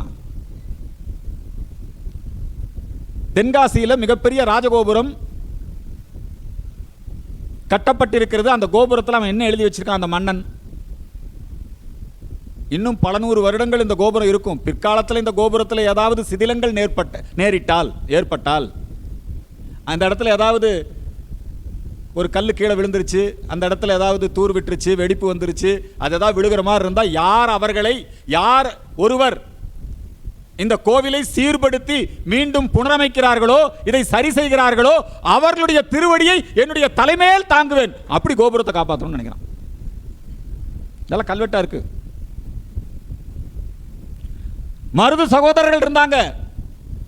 காளையார் கோயில் கோபுரத்தை காப்பாற்றுவதற்காக தங்களுடைய உயிரை தியாகம் செய்தார்கள். தங்களுடைய அவங்க சரண்டர் ஆகலைன்னா கோபுரத்தை இடிச்சிருவான் பிரிட்டிஷ்காரன். கோபுரத்தை காப்பாற்றுவதற்காக அவர்கள் சரண்டர் ஆனாங்க. உனக்கு என்னடா ஆசைன்னு கேட்டா, என்னுடைய தலை எப்பவும் கோபுரத்தை பார்த்துட்டே இருக்கணும். கோபுர தரிசனம் கோடி புண்ணியம் பாப விமோச்சனம் இல்லையா? இன்னைக்கு இருக்கு. இதெல்லாம் நம்ம தமிழ்நாட்டில் நடந்தது. ராமேஸ்வரத்தில் அக்கா மடம், தங்கச்சி மடம், அந்த இடமெல்லாம் இருக்குல்ல. சேதுபதி மகாராஜா இப்ப ராமாயணம் நடந்ததுக்கு என்ன ஆதாரம்? ஒரு எம்பி ஒருத்தர் கரூரை சார்ந்தவங்க தான், ஜோதிமணின்னு பேரு. அந்த இவங்கெல்லாம் எல்லாம் கரப்பாம்பூச்சி கட்சி தான். அவங்கெல்லாம் கனிமொழி, ஜோதிமணி எல்லாம். அந்த அம்மா என்ன சொன்னாங்க? Ram, we don't know Ram. தமிழ்நாட்டுக்கு ராமருக்கு சம்பந்தம் இல்லை, இப்படி எல்லாம் பேசுறாங்க. அந்த ராமநாதபுரம், ராமேஸ்வரம் அந்த கோவில் சமஸ்தானத்தால் நிர்வகிக்கப்படுகிறது. அந்த ராஜாக்கள் அவங்க தான் அந்த கோவிலுக்கு அறங்காவலர்கள். கோயில்கள் எல்லாம் அறங்காவலர் சபையால் நிர்வாகம் செய்யப்பட்டது. அது கிராம கோயிலா இருக்கலாம், அல்லது பெரிய மன்னர்கள் கட்டின கோயிலா இருக்கலாம். இந்த நாட்டில் மன்னர்கள் மட்டும் கோயில் கட்டல, ஆண்டிகளே மிகப்பெரிய கோயில் கட்டிருக்காங்க. நம்ம ஜிஆர் சாமி இவ்வளவு பெரிய கோபுரத்தை கட்டியிருக்காரு. எல்லாம் என்ன நினைச்சிட்டு இருக்கான்? ஓ தஞ்சாவூர், அவர் பெரிய ஆள். அவரு ராஜ சோழன் இல்லையா, அவர் எல்லாம் பெரிய கோயில் கட்டிருக்காரு. மண்ணை மட்டும் கோயில் கட்டல, சாதாரண ஆண்டிகள், சன்னியாசிகள், யதிகள் இல்லைங்களா? இந்த நாட்டில் தாசி பெண்மணிகள், தாசின்னா உடனே வேற ஏதாவது நினைச்சு கூடாது, தாசியை அவங்கெல்லாம் கோயில் கட்டியிருக்காங்க. அந்த கோவிலை எல்லாம் அவங்க நிர்வாகம் செய்வது, அதுக்கெல்லாம் அற்புதமான நிர்வாக சபைகளை ஏற்படுத்தி வைத்திருந்தார்கள். கோயிலை சார்ந்த குடிகள் அப்படிதான் இருந்தது. இந்த ஸ்ரீரங்கத்தில் நம்முடைய இந்த திருக்கோவிலை நிர்வாகம் செய்யக்கூடிய அந்த அற்புதமான மரபு, ராமானுஜர் ஏற்படுத்தி வைத்த அந்த வழிபாட்டு நெறிமுறைகள் இன்றளவும் பின்பற்றப்படுகிறது. இதெல்லாம் யாரும் மாற்ற முடியாதெல்லாம். இந்த மாதிரி தான் கோயில் நிர்வாகம் நடந்துகிட்டு இருந்தது. இப்ப அப்படி இல்லை. அறநிலையத்துறை அமைச்சருக்காக நிர்வாகம் நடக்குது. கும்பாபிஷேகத்துக்கு எப்படா தேதி கொடுக்கிறீங்கன்னா, முதல்ல அமைச்சர் தேதி வாங்கிக்குவோம். அதுக்கப்புறம் சரி தேரோட்டத்துக்கு எப்படி நாள் குறிக்கிறது? தேர் இந்த நட்சத்திரத்தில் தான் ஓடணும் அப்படிங்கிறது இல்லை. அவங்களுக்கு எப்படி சௌரியம்? அவல நிலை இன்றைக்கு. நம்முடைய கோவில்கள் தூய்மையாக பராமரிக்கப்படுவதில்லை. முதல்ல பக்தர்களுக்கு அதுல கடமை இருக்கு. முதல்ல பக்தர்களுக்கு இப்ப கைங்கரியம் பண்ணுவாங்க கோயிலில் போய். சைவத்தில் என்ன சொல்லுவாங்க? நாங்க அயோத்தியில் சொன்னோம் கரசேவை இல்லையா? கரசேவைன்னு என்ன? கைங்கரியம் தான். உளவார பணின்னு சொல்லுவாங்க சைவத்தில். கோவில்களை நாம் தூய்மையாக வைத்திருக்க வேண்டும். கோவில்களுடைய நடைமுறைகளை நாம் கடைபிடிக்க வேண்டும். அந்த காலத்தில் அறங்காவலர்கள், ஆன்மீகவாதிகள், ஆச்சாரியா பெருமக்கள் அவங்கெல்லாம் நிர்வாகம் பண்ணும்போது அதெல்லாம் கடைபிடிக்கப்பட்டது. நிறை குறைகள் நடந்திருக்கலாம். கோயிலில் ராமேஸ்வரம் கோயிலில் படகுல போகணும். இப்போ தான் பாம்பன் பாலம் பெரிய பாலம். அந்த காலத்தில் படகுல போகணும். இந்த படகுல போகிறதுக்கு வடக்கே இருந்து வந்த ஒரு பரதேசி அல்லது ஒரு யாத்திரி அவங்ககிட்ட காலனா காசு வாங்கிட்டார். யாரு? ராஜாவோட மருமகன். ராஜாவுடைய மருமகனுக்கு தன்னுடைய 2 மகளையும் கட்டி வச்சிருக்காரு. ஒரு பணம் காலனா காசு இல்ல, ராமநாத சுவாமியை தரிசனம் பண்ணல, ராஜா கிட்ட மண்டபத்திலே முறையிடுகிறார். இந்த மாதிரி எங்கிட்ட காலனா வாங்கிட்டாங்க. யார் வாங்கினா? இந்த மாதிரி இவர் தான் வாங்கியிருக்காரா? இது அபச்சாரம் மட்டுமல்ல, சிவநிந்தனை. இதுக்கு என்ன தண்டனை? வெட்டிருங்கிறாரு, சிரச்சேதம் பண்ணிருங்கிறாரு. இது தெரிஞ்ச உடனே அவங்க அக்காலும் தங்கையும் போய் எப்படியாவது மன்னர்கிட்ட முறையிடணும்னு வர்றாங்க. ஆனால் அதுக்குள்ள அங்கே தண்டனை நிறைவேற்றப்படுகிறது. அக்கா தீக்குளிச்சு இருந்த இடத்துல அக்கா மடம், தங்கச்சி மடம் 2 இன்னைக்கு இருக்குது. அப்போ எப்படி நிர்வாகம்? சொந்த மாப்பிள்ளையா இருந்தாலும் கோயிலில் வருமானம் பார்த்துட்டான், இனி அவர் எதுக்காக அது ஒரு ஒழுங்குபடுத்துறதுக்காக இப்போ சொல்றாங்க இல்லையா, கோயிலில் கட்டண தரிசனங்கள் ஒழிக்கப்பட வேண்டும். எல்லாம் கோயில்னா தர்ம தரிசனம் தான் இருக்கணும், நியாயம்தான். ஆனால் இப்போ அப்படி இல்லை. இப்போ விஐபி கலாச்சாரம் இருக்கு. இந்த கட்டண தரிசன முறை ஒழிக்கப்பட வேண்டும், விஐபி கலாச்சாரம் ஒழிக்கப்பட வேண்டும் என்பதற்காக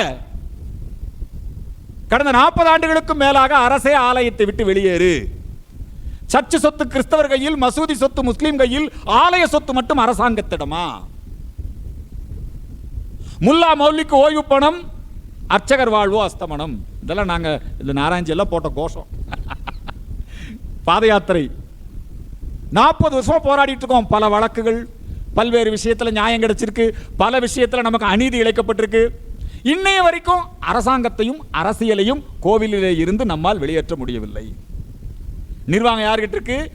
அரசாங்கம் அதிகாரிகள் கிட்ட இருக்கு. நிர்வாகம் யார்கிட்ட இருக்கு? அங்க அரசியல்வாதிகள் கிட்ட இருக்கு. இந்த நிர்வாகத்தில் ஒழுங்குபடுத்துவதை நாம் எதிர்க்கவில்லை. ஆனால் கோவிலிலே நடைபெறக்கூடிய சாஸ்திரங்கள், விழாக்கள், வழிபாடுகள் இதுல எல்லாம் கூட அதிகாரி தலையிடணுமா? நிறைய பேர் என்ன சொல்றாங்கன்னா, இந்த அரசே ஆலயத்தை விட்டு வெளியேறுன்னு சொல்றது தப்பு. இதெல்லாம் எப்படி நிர்வாகம் பண்ண முடியும்?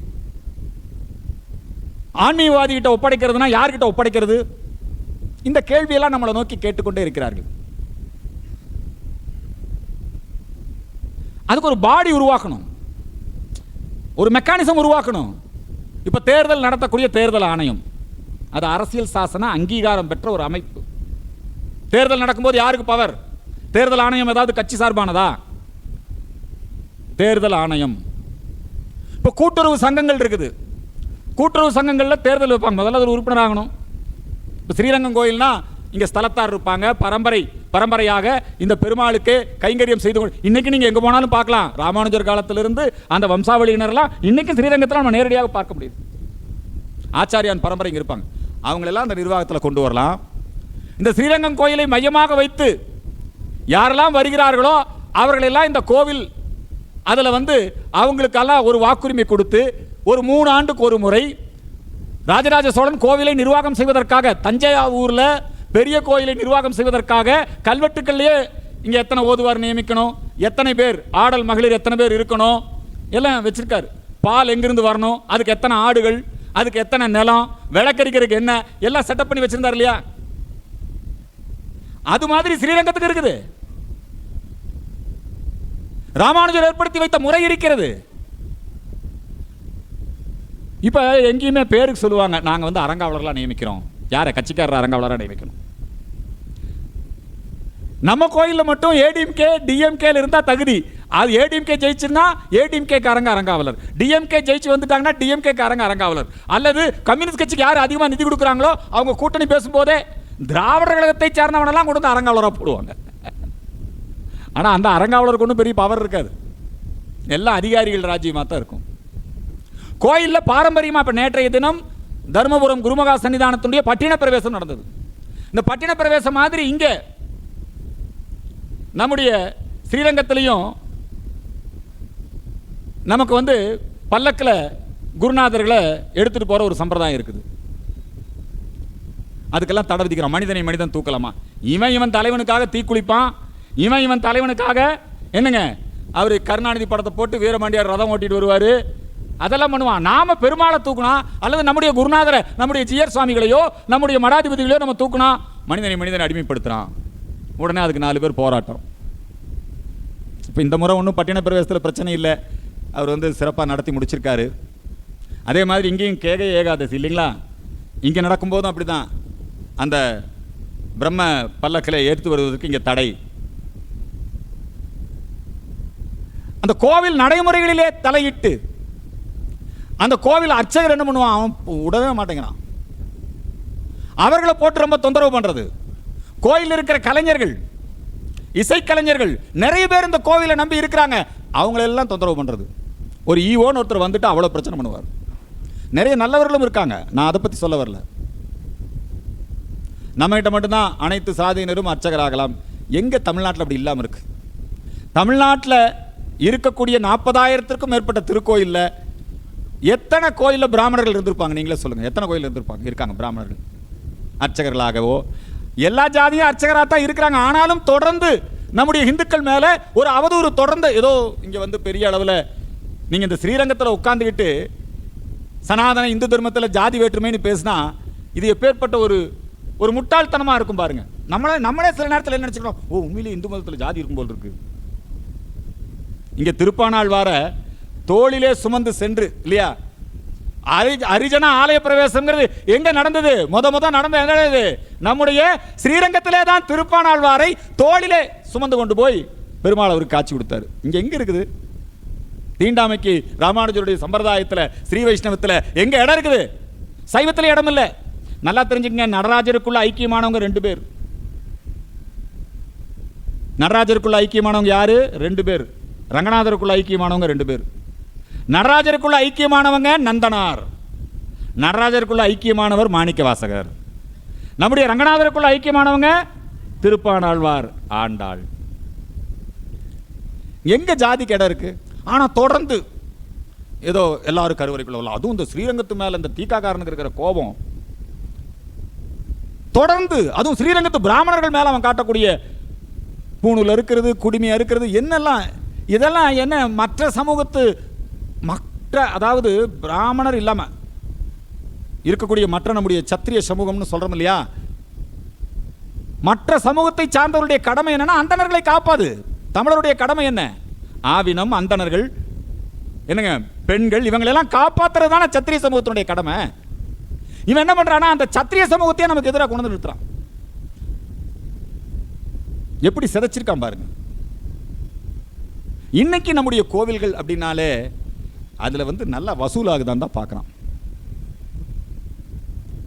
புது புது சம்பிரதாயத்தை ஏற்படுத்தலாம் அவனே இல்லைங்களா. என்னெல்லாம் வருவாய், எங்கெல்லாம் வருவாய் பண்ண முடியும்.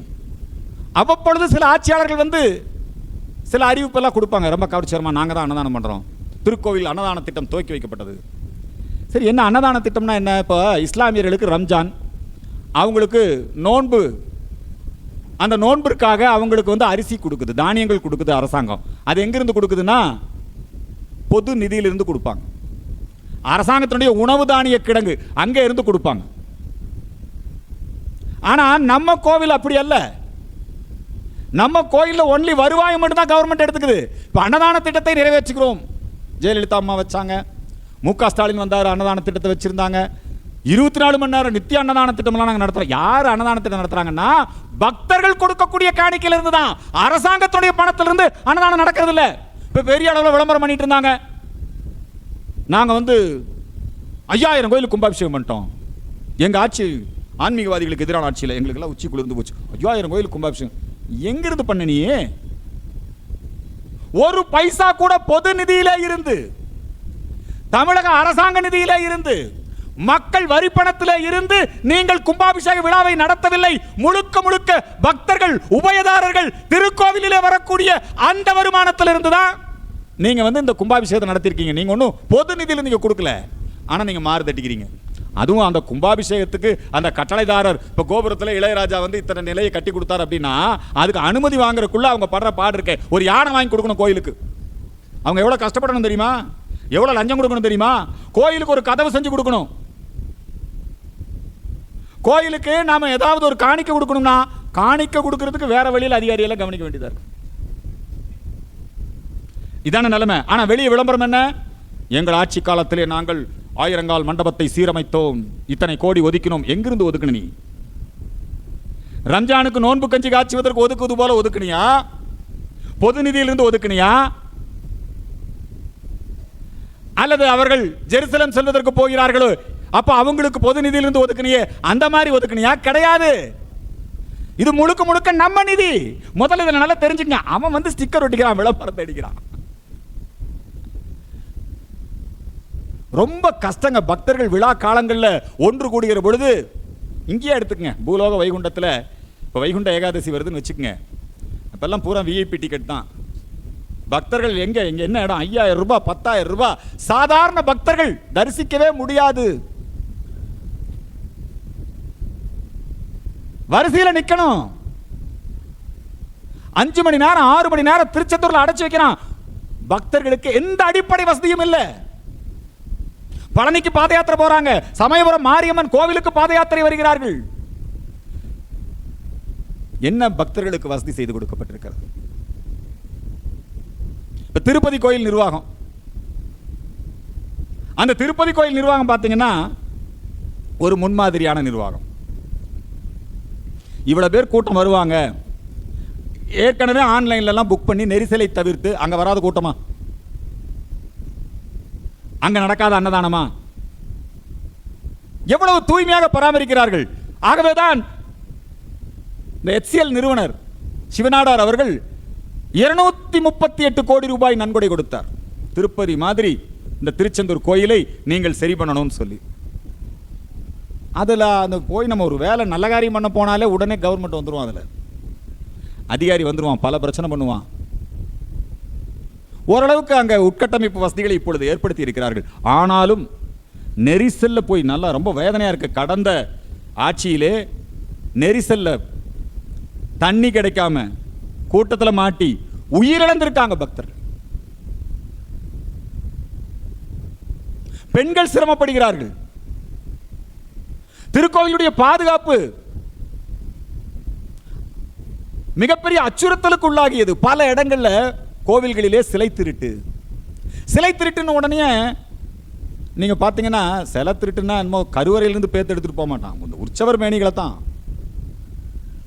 பல கிராம கோவில்கள் பாதுகாப்பு இல்லாம இருக்குது.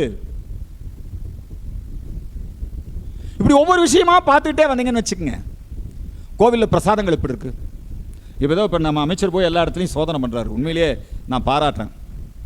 அதில் வெவ்வேறு விஷயம் இருக்கலாம், நீ போக போகத்தான் தெரியும். ஆரம்பம் எப்பவுமே ரொம்ப டாப்பாக தான் இருக்கும் இல்லைங்களா?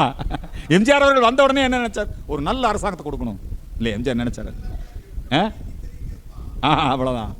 அதனால இருந்தாலும் ஏதோ நல்ல, இவங்க புதுசாக வந்திருக்காங்க, அவங்களுக்கு இவங்க தேவையில்லைன்னு சொல்ற அளவுக்கு வேணா நம்ம இப்போதைக்கு பேசுறோம், அவ்வளோதான். நம்முடைய கோவில்களுடைய தேர்கள் என்ன நிலையில் இருக்கு? பல இடங்களிலே தேர்கள் சரிவர பராமரிக்கப்படாமல் தேர் சரிந்து விபத்து ஏற்படக்கூடிய சூழல், உயிரிழப்பு. அப்புறம் சதி வேற. இப்போ நம்ம நடராஜர் கோயிலை பற்றி ஏதாவது ஒரு பிரச்சனையை கிளப்பிட்டே இருப்பானுங்க, நம்ம ஸ்ரீரங்கம் கோயிலை பற்றி ஏதாவது ஒரு பிரச்சனையை கிளப்பிட்டே இருப்பான். நம்முடைய கோவிலுடைய மகிமையை கெடுப்பது மாதிரியான அவதூறு பிரச்சாரங்கள், இந்த சனாதன தர்மத்தினுடைய ஒவ்வொரு விஷயத்தையும் கேவலப்படுத்தக்கூடிய வேலைகள், இதை தொடர்ந்து செய்து கொண்டே இருக்கிறார்கள். யார் தான் பேசுறது? இதெல்லாம் யார் தான் இதுக்கு குரல் கொடுக்கிறது?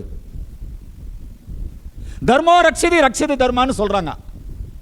அறத்தை நாம் காப்பாற்றினால் அறம் நம்மை காக்கும். அது மாதிரி இந்த கோவில்களை காப்பாற்ற வேண்டும். இன்றைக்கு பல்வேறு விதமான அவல நிலை, வெவ்வேறு கோவில்கள், நான் பழனியா இருக்கலாம், இந்த புகழ்பெற்ற கோயில்களா இருக்கலாம், அதுலயே அவங்க 3 விதி அவங்க வந்து வருமானத்தின் அடிப்படையில் பிரிச்சிருக்கிறாங்க. கிரேட் 1, கிரேட் 2 இல்லைங்களா, கிரேட் சி, கிராம கோயில், இப்படி எல்லாம் நிறைய பிரிச்சு வச்சிருக்காங்க. இந்த கோயில்கள் வந்து பல நேரங்களில் சாலைகளை விரிவாக்கம் செய்கிறோம், நீர்நிலைகளிலே கோயில் அமைந்திருக்கிறது, கோயிலை வந்து இடிக்கணும், அதுக்கெல்லாம் கோர்ட் உடனே உத்தரவு போட்டுரும், உடனே அரசாங்கம் வேகமாக செயல்பட ஆரம்பிச்சிடும் இல்லைங்களா? நீதிமன்றமே பல வழிகாட்டு நெறிமுறைகளை சொல்கிறது. நாம் ஒன்றும் நாட்டினுடைய வளர்ச்சி திட்டங்களுக்கு எதிர்ப்பானவர்கள் அல்ல, சாலைகள் அமைப்பதற்கு எதிர்ப்பானவர்கள் அல்ல. நம்ம இடமாற்றிக் கொள்ளலாம். நம்முடைய தர்மத்தில் அதுக்கான சம்பிரதாயங்கள், அதற்கான சாஸ்திரங்கள், சடங்குகள் இருக்குது. பாலாலயம் பண்ணி வச்சு அதுக்கெல்லாம் வாய்ப்பு கொடுக்கணும். எந்த வாய்ப்பு கொடுக்கறது இல்லை. கடந்த ஆட்சியிலே 120க்கும் மேற்பட்ட கோவில்கள் இடிக்கப்பட்டன. இடிக்கப்பட்டதோடு மட்டுமல்ல, பொக்லின் எந்திரத்தை வச்சு கடவுளுடைய திருமேனிகள் சிதைக்கப்பட்டன, உடைக்கப்பட்டன. எதுக்காக உடைக்கிற? நீ திருமேனி எதுக்கு உடைக்கிற? எதுக்காக கோபுரத்தை போட்டு இடிச்சு தள்ளுற? இன்னைக்கு எத்தனையோ தொழில்நுட்பங்கள் வந்திருக்கிறது. பக்தர்களுக்கு ஒரு வாய்ப்பு கொடுக்கலாம் இல்லையா? நீதிமன்ற தீர்ப்பாகவே இருந்தாலும், வளர்ச்சிக்காகவே நீங்கள் திட்டங்களை நிறைவேற்றினாலும், எங்களுடைய பக்தி உணர்வு, நாங்கள் எங்கள் பெருமாளை பேசும் பெருமாளாக நினைக்கின்றோம், எங்களுடைய அம்பாளை பேசும் தெய்வமாக நினைக்கின்றோம். இதையெல்லாம் போட்டு உடைச்சிருக்கீங்க, கோயிலை இடிச்சிருக்கீங்க. அவுரங்கசீப் ஆட்சி காலத்தை விட மோசமாக கடந்த காலத்திலே திராவிட மாடல் ஆட்சி இருந்தது. நான் அரசியல் பேசுறேன்னு நினைக்காதீங்க, இன்னும் அதே நிலைதான் நீடித்துக் கொண்டிருக்கிறது. கோயிலுக்கு முன்னாடியே கொண்டு வந்து மாமிச கடையை வச்சிருக்கான். அவனுக்கும் மனசாட்சி இல்லை, ஆட்சியாளர்களுக்கும் மனசாட்சி இல்லை. பக்தர்களுக்கும் உணர்வில்லை. பக்தர்களுக்கும் உணர்வில்லை. இந்த கோயில் முன்னாடி கொண்டு வந்து மாமிச கடை வைக்கிறாங்க, கோயில் முன்னாடி வந்து பிரமத பிரச்சாரங்கள் செய்கிறார்கள், நம்முடைய நம்பிக்கையை இழிவுபடுத்துகிறார்கள். நாங்கள் இந்த ஈவேரா சிலை அகற்றப்பட வேண்டும் என்பதற்காக பெரும் போராட்டம் நடத்தினோம். அதனை தொடர்ந்து இனி நீதி கிடைக்காது என்பதற்காகத்தான் நாங்கள் அந்த ஈவேரா சிலையை 2006 அவங்க வந்து டிசம்பர் 7ஆம் தேதி திறந்து வைக்கிறேன்னு சொன்னாங்க, கருணாநிதியுடைய ஆட்சி. அந்த நேரத்திலே நாங்கள் இந்து மக்கள் கட்சி தொண்டர்கள் வந்து அந்த சிலையை அகற்றி இந்துக்களுக்கு உணர்வு இருக்கிறது என்பதை நிரூபித்தோம். அதனால எங்க மேல எல்லாம் தேசிய பாதுகாப்பு சட்டம். 9 பேர் இந்து மக்கள் கட்சி நிர்வாகிகள் மேல தேசிய பாதுகாப்பு சட்டம். இன்னும் அந்த வழக்கு நடந்துட்டு இருக்குது. நாராயணஜிக்கெல்லாம் தெரியும். கொஞ்சம் பேர் வரணும். 63 நாயன்மார்கள்ல சக்தி நாயனார்னு ஒருத்தர் இருந்தாரு. அவர் வேலையே என்ன தெரியுமா? யார் சிவநிந்தனை செய்கிறார்களோ அவங்களுடைய நாக்கு அறுத்தரணும். எல்லாம் 63 நாயன்மார்களை வச்சு வழிபடுறாங்க. 12 ஆழ்வார்களை, அவருடைய அருளி செயல்களை நாம் அப்படியே பார்க்கிறோம், செய்யறோம். ஆனா அதை நம்ம பின்பற்றுகிறோமா? நம்முடைய கோவிலை இடிக்க வருகிறார்கள். இந்த ஸ்ரீரங்கத்தில் இந்த வெள்ள கோபுரம் இருக்கு இல்லையா, அதுக்கு பெரிய வரலாறு இருக்கு. உள்ளுக்கான் படையெடுப்பின் பொழுது அவர்கள் இந்த ஸ்ரீரங்கத்திலே 12,000 ஸ்ரீ வைஷ்ணவர்களை தலையை வெட்டி, இந்த பன்றியாழ்வான் மேடு அந்த நேரத்திலே ஒரு தாசி பெண்மணி அவனை மேலே கூட்டிட்டு போய் தள்ளி விட்டான் இல்லையா? அப்படியெல்லாம் தேவதாசி பெண்மணி அப்படியே தள்ளி விட்டாங்க. அது வரலாறு நிறைய உங்களுக்கு இதெல்லாம் சொல்லியிருப்பாங்க. நான் உங்களுக்கு புதுசாக சொல்ல வேண்டியதில்லை. வெள்ளையம்மாள் கோபுரம், இந்த கோயில் எப்படியெல்லாம் காப்பாற்றிருக்காங்க பாருங்க. பிள்ளை லோகாச்சாரியார், வெள்ளையம்மாள், இந்த கோயில் நடைமுறைகள் எப்படி காப்பாற்றிருக்காங்க. ராஜா வர்றாரு, நாயக்கர் ராஜா, அவர் வர்றதுக்குள்ள கோயில் நடை சாத்தப்பட்டு விட்டது. மறுபடியும் இந்த வேலை பார்க்கணும்னா நீ இங்கே இருறா, இப்போ போனீங்கன்னா இங்கேயும் பார்க்கலாம், இங்கே இருறா, இன்னைக்கு இருக்காரு இல்லையா? எப்படியெல்லாம் அவங்க மன்னாதி மன்னர்களாக இருந்தாலும் இதுக்கெல்லாம் ரொம்ப மிகப்பெரிய மரியாதை கொடுத்து இருந்திருக்காங்க. ஆனால் இன்னைக்கு அப்படி இல்லை. நம்மளையும் கொஞ்சம் பேர் தவறு செய்யக்கூடியவர்கள் இருக்கிறார்கள், அவங்க அனுபவிப்பாங்க, அது விடுங்க. ஆனால் இது ஒரு சமூகமாக ஒன்றுபடுத்தப்படாமல் நாம் இருக்கிறோம். நம்முடைய கோவில்களுக்கு ஒரு ஆபத்து என்று சொன்னால், நம்முடைய சனாதன இந்து தர்மத்திற்கு ஒரு பாதிப்பு என்று சொன்னால், இப்போ சபரிமலை ஐயப்பன் கோயிலுக்கு அத்தனை பேர் போறாங்க மாலை போட்டு. ஆனா அந்த சபரிமலை ஐயப்பன் அந்த திருக்கோயிலுடைய புனிதத்தை கெடுக்கக்கூடிய வகையிலே அதுக்கு எவ்வளவு பெரிய சதி பாருங்க. சுப்ரீம் கோர்ட்ல எவனோ ஒருத்தன் போய் வழக்கு போடுறான், பாலின சமத்துவம், பெண்கள் அங்க போய் வழிபடலாம். ஏதோ நம்முடைய இந்து தர்மத்தில் பாலின சமத்துவம் இல்லை, பெண்களுக்கு முக்கியத்துவம் இல்லைங்கிற மாதிரி ஒரு வெறுப்பு பிரச்சாரம் உலகம் முழுக்க செய்வதற்கு அந்த வழக்கு. அதை கேட்டுக்கிட்டு கம்யூனிஸ்டுகள் 2 பெண்மணிகள் களிசடைகள் அவங்களை எல்லாம் கொண்டு போய் அந்த சன்னிதானத்தை களங்கப்படுத்தக்கூடிய முயற்சி இங்க ஸ்ரீரங்கத்தில் நடந்தது. மக்கள் கலை இலக்கிய கழகம்ங்கிற ஒரு நக்சலைட் அமைப்பு அம்பேத்கர் படத்தை கொண்டு போய் பெருமாள் திருமேனி மேல வச்சு ஏறி போட்டோ எடுத்து போட்டான். நடந்தது. இங்க இருக்கிற பிராமணர்கள் எல்லாம் அடிச்சான். நடந்ததா இல்லையா? நாம் துணிந்து வர வேண்டும். நம்முடைய தர்மம் காக்க, கோயில் காக்க. நிறைய நம்ம மத்தியிலேயே நம்ம மண்டைக்குள்ளேயே நிறைய திணிச்சு வச்சுட்டாங்க. அது ஆரியன், இவன் பிராமணன், இது சமஸ்கிருதம். நம்ம கிட்ட தமிழ்னு சொல்லிக்கிட்டு தமிழையும் பெருமாளையும் பிரிக்க முடியுமா? தமிழையும் ஸ்ரீரங்கத்தையும் பிரிக்க முடியுமா? தமிழ் வேறு ஸ்ரீரங்கம் வேறா? தமிழ் வேறு பெருமாள் வேறா? இன்னைக்கு ஆனைமங்கலத்திலே அந்த செப்பேடுகள் நம்முடைய பாரத பிரதமர் நரேந்திர மோடி அவர்கள் நெதர்லாந்து நாட்டுக்கு சென்று அந்த ஆனைமங்கலம் செப்பேட்டை திரும்ப வாங்கிட்டார். இன்னும் தமிழ்நாட்டுக்கு வரல. அந்த செப்பேடுகள் சொல்லுகின்ற செய்தி என்ன? தமிழ் வேறு சமஸ்கிருதம் வேறுனா இருக்குது செப்பேட்ல. தமிழும் சமஸ்கிருதமும் ஒன்றுக்கொன்று பின்னி பிணைந்தது, பிரிக்க முடியாதது என்பதை ஆனைமங்கலம் செப்பேட்டிலே நீங்கள் பார்க்கலாம். சமஸ்கிருதம் வடமொழி, ஏதோ வடநாட்டு இருந்து வந்த மொழி இல்லை. இந்த வடநாடு தென்னாடு பேதமெல்லாம் இல்லை. அந்த செப்பேடுகள் நமக்கு செப்பேடு, அவனுக்கு லேடன் பிளேட்ஸ். அவனுக்கு என்ன பிளேட்ஸ்? Laden copper plates. அந்த செப்பேட்டிலே ராஜராஜ சோழன் முதலிலே அவன் ஓலை சாசனம் செய்கிறான். ராஜராஜ சோழனுக்கு பிறகு அவருடைய மகன் ராஜேந்திர சோழன், அங்க ஸ்ரீவிஜய நாட்டினுடைய மன்னன் அவனுடைய மகன் வந்துறான், அவனுக்கு இவன் செப்பேடு பண்ணி கொடுக்குறான். அவங்க அப்பாவுடைய உத்தரவை, கவர்மெண்ட் கெசட், அரசாணை. அது எப்படி ஆரம்பிக்குது? ஸ்வஸ்தி ஸ்ரீ. இந்த சைவம் வைணவ பேதம், கல்லை மட்டும் கண்டால் கடவுள் கிடையாது, 8 எழுத்து பெருசா 5 எழுத்து பெருசா, இப்படி எல்லாம் சொல்லி கமலஹாசன் நம்மளை எல்லாம் குழப்பி விட்டுருக்கான் இல்லைங்களா? அதல்ல அப்படி எல்லாம் பிரச்சனை இருக்குல்ல. ஆனா அவர் என்ன பண்ணிருக்காருன்னா, அவரு ராஜாதி ராஜன், சிவபாத சேகரன், திருமுறை கண்ட சோழன், உலகத்தில் ரொம்ப அற்புதமான ஒரு தஞ்சை பெருவுடையார் கோயிலை கட்டினவன். அவர் என்ன பண்றாருன்னா, அவர் தன்னுடைய அந்த செப்பு சாசனத்தில் முதல்ல யார சொல்றாரு? பெருமாளை சொல்றாரு. யார சொல்றாரு? நிலமகள் கேள்வன் பெருமாளை சொல்றாரு. ஸ்வஸ்தி ஸ்ரீ அப்படின்னு ஆரம்பிக்குது. எங்க சைவ வைணவ பேதம் இருந்தது? ஏராளமான பெருமாள் கோவில்களுக்கும் நம்முடைய மன்னர்கள் திருப்பணி செய்திருக்கிறார்கள். பெருமாள் கோவிலை தாண்டி ஒரு புத்த விகாரம் கட்டுவதற்கு அங்கே நாம் மானியம் கொடுத்ததுதான் அந்த ஆனைமங்கலம் செப்பேடு. எங்க மதபேதம் இருந்தது? சைவ வைணவ நல்லிணக்கம். நீங்க அந்த செப்பேட்டை பார்த்தாலே தெரியும் உங்களுக்கு. தமிழ் வேற, சம்ஸ்கிருதம் வேற, அப்புறம் ஐயருக வேற. அவங்க கைபர் போலன் கணவாய் வழியா இவன் தான் போய் பார்த்தான். ஆரம்பி வச்சுட்டு வந்தாங்க போனாங்கலாம் சொல்றாங்கல்ல, எல்லாம் கிடையாது. எங்க இருக்குது? காந்தாரம், காந்தார நாடு இல்லையா? ஆப்கானிஸ்தான். இது எங்க இருக்குது? ஸ்ரீவிஜய நாடு. மலேசியால கெடார், இந்தோனேஷியா, ஜாவா, சுமத்ரா, அதான் ஸ்ரீவிஜய நாடு. ஸ்ரீவிஜயம் நாட்டுக்கு பேரே என்ன? காந்தாரத்துக்கு எல்லா சமஸ்கிருதம் தான். அங்கேயும் சமஸ்கிருதம், இங்கேயும் சமஸ்கிருதம், இமயத்திலையும் சமஸ்கிருதம், ஈழத்திலையும் சமஸ்கிருதம். இமயம் முதல் ஈழம் வரை நம்முடைய சமஸ்கிருதம் இந்த தேசத்தை ஒன்றாக வைத்திருந்தது. வடமொழி அப்படின்னா, இப்ப வட மரம்னா ஆலமரத்தை சொல்றோம். தேரை இழுக்கும் போது வட கயிறுங்கிறோம். செப்பனிடப்பட்டதுன்னு அர்த்தம். சமஸ்கிருதம் வேற, தமிழ் வேற, எல்லாம் ரெண்டும் ஒண்ணுதான். ஒன்றோடு ஒன்று பின்னி பிணைந்தது, பிரித்து பார்க்க முடியாது. அதுல எழுதும் போதே அவன் ஜா, ஷா, இப்படி எல்லாம் இப்ப இருக்கிற விடுதலை சிறுத்தை, இப்ப இருக்கிற இந்த தமிழ் தேசிய அமைப்பு, இவனுக்கும் தமிழுக்கு என்ன சம்பந்தம் தெரியல.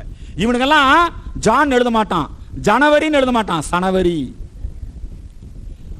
இல்லையா? ஆகஸ்ட் எழுத மாட்டான், ஆகத்து. ராஜாஜின்னு எழுத மாட்டான், அதாவது ராசாசின்னு எழுதுனா. அதான் ராஜாஜி கேட்டாரு, ராஜாஜி மருத்துவமனையில் நீங்க ராசாசி மருத்துவமனைன்னு எழுதிருக்கீங்க மதுரையில், ஆனா உங்க தலைவர் எம்ஜிஆர் மட்டும் நீங்க எம்ஜிஆர் எழுதுறீங்க, ஏன் எம்சிஆர் எழுதலன்னு கேட்டார். அதுக்கப்புறம் மறுபடியும் ராஜாஜின்ட்டான். இந்த ஜாங்கிர வாழ்த்தை பயன்படுத்த மாட்டானா. ஆனைமங்கலம் செப்பேட்டிலே நம்முடைய கிரந்த மொழி, கிரந்த எழுத்துக்கள் பயன்படுத்தப்பட்டிருக்கிறார். ஆனைமங்கலம் செப்பேடு தான் இப்ப அசைக்க முடியாத ஆதாரம் நமக்கு. இந்த தமிழ் தேசியம் பேசுறவன், இந்த பிராமண விரோதம் பேசுறவன், சைவ வைணவ பேதம் பேசுறவன், தமிழ்நாட்டில் அதுக்கெல்லாம் இடம் கிடையாது. ராமர் வடநாட்டிலிருந்து வந்தேன்னு சொன்னவன், அந்த ஆனைமங்கலம் செப்பேடு ராஜேந்திர சோழன் தன்னுடைய மூதாதையர்களாக யாரை சொல்லுகிறார்? நாங்கள் சூரிய வம்சம். சூரியனுக்கு அப்புறம் மனு இல்லையா? மனுக்கு அப்புறம் இஷ்வாகு. இஷ்வாகு யாரு? ராமனுக்கு முன்னோர். இஷ்வாகு வம்சம் ரவிகுல திலகன் அல்லவா நம்முடைய ராமச்சந்திரமூர்த்தி. அந்த இஷ்வாகு குல தனம் அல்லவா நம்முடைய ஸ்ரீரங்கம் பெருமாள். அந்த சூரிய வம்சத்துல முசுகுந்த சக்கரவர்த்தி சோழ மன்னன், சிபி சக்கரவர்த்தி சோழ மன்னன், மனுநீதி சோழன், காவிரிக்கு கரைகட்டிய கரிகால் சோழன், கோச்சங்கண்ண சோழன், கண்டராதித்த சோழன், அந்த பரம்பரை. நாங்க சூரியன் பரம்பரை, ராமனின் பரம்பரைங்கிறத செப்பேட்ல எழுதி வச்சிருக்கான். இவனும் பர்த் சர்டிஃபிகேட் கொடுக்க வேண்டியதில்லை, இவனும் ஜாதி சான்றிதழ் கொடுக்க வேண்டியதில்லை. இத்தனை ஆதாரங்கள் நம்மகிட்ட இருக்குது. இந்த பெருமையெல்லாம் நமக்கு தெரியறது இல்லை. ஆனைமங்கலம் செப்பேடுகள் வரவேற்கப்பட வேண்டும். அதை கொண்டு வந்து அவர் உடனே என்னங்கிறான்னா, அதை வந்து நீங்க வடநாட்டில் வச்சு கூடாது, அதை கொண்டு வந்து வெங்கடேசன் கையில் கொடுத்துடலாமா கீழடியில். என்னங்க அநியாயமா இருக்குது. போர்ஜரி மன்னனுங்க தானே இவனுங்க. திருவள்ளுவர கிறிஸ்தவரன் தானே. ஆர்ச் பிஷப் அருளப்பா, தாமரை கண்ணான் உலகு, பல இடங்களில் பெருமாளை பத்தி வர்ணனை வருது. அது ரொம்ப நம்ம டீப்பா போக வேண்டாம். எப்படி போர்ஜரி பண்றானுங்கன்னு பாருங்க. ஆர்ச் பிஷப் அருளப்பா இருந்த பொழுது நம்மாலேயே ஒருத்தனை மதம் மாத்தி, ஜான் கணேஷ் ஐயர்னு யாரோ ஒருத்தர், அவர் வச்சு போர்ஜரி ஓலை தயார் பண்ணி திருக்குறளை வந்து தாமஸ் இங்க சென்னைக்கு வந்தாரு. இப்ப சென்ட் தாமஸ் சர்ச்னு வச்சிருக்கான், சாந்தோம். அது பழைய கபாலீஸ்வரர் கோயிலுங்க. பல கோவில்கள் அது மாதிரி இடிக்கப்பட்டிருக்கிறது. டச்சுக்காரர்கள் காலத்தில். நீங்க வந்து வெறும் முகலாயர்கள் தான் கோயில் இடிச்சான்னு நினைக்காதீங்க. இந்த டச்சுக்காரர் வேற, பிரெஞ்சுக்காரர் வேற, ஒல்லாந்தாரர் வேற, ஹாலண்டுக்காரன் வேற, எல்லாம் பல பேர் வந்திருக்கான் நம்ம நாட்டு கொள்ளையடிக்கிறதுக்கு, மதம் மாத்துறதுக்கு நிறைய பேர் வந்திருக்கான்.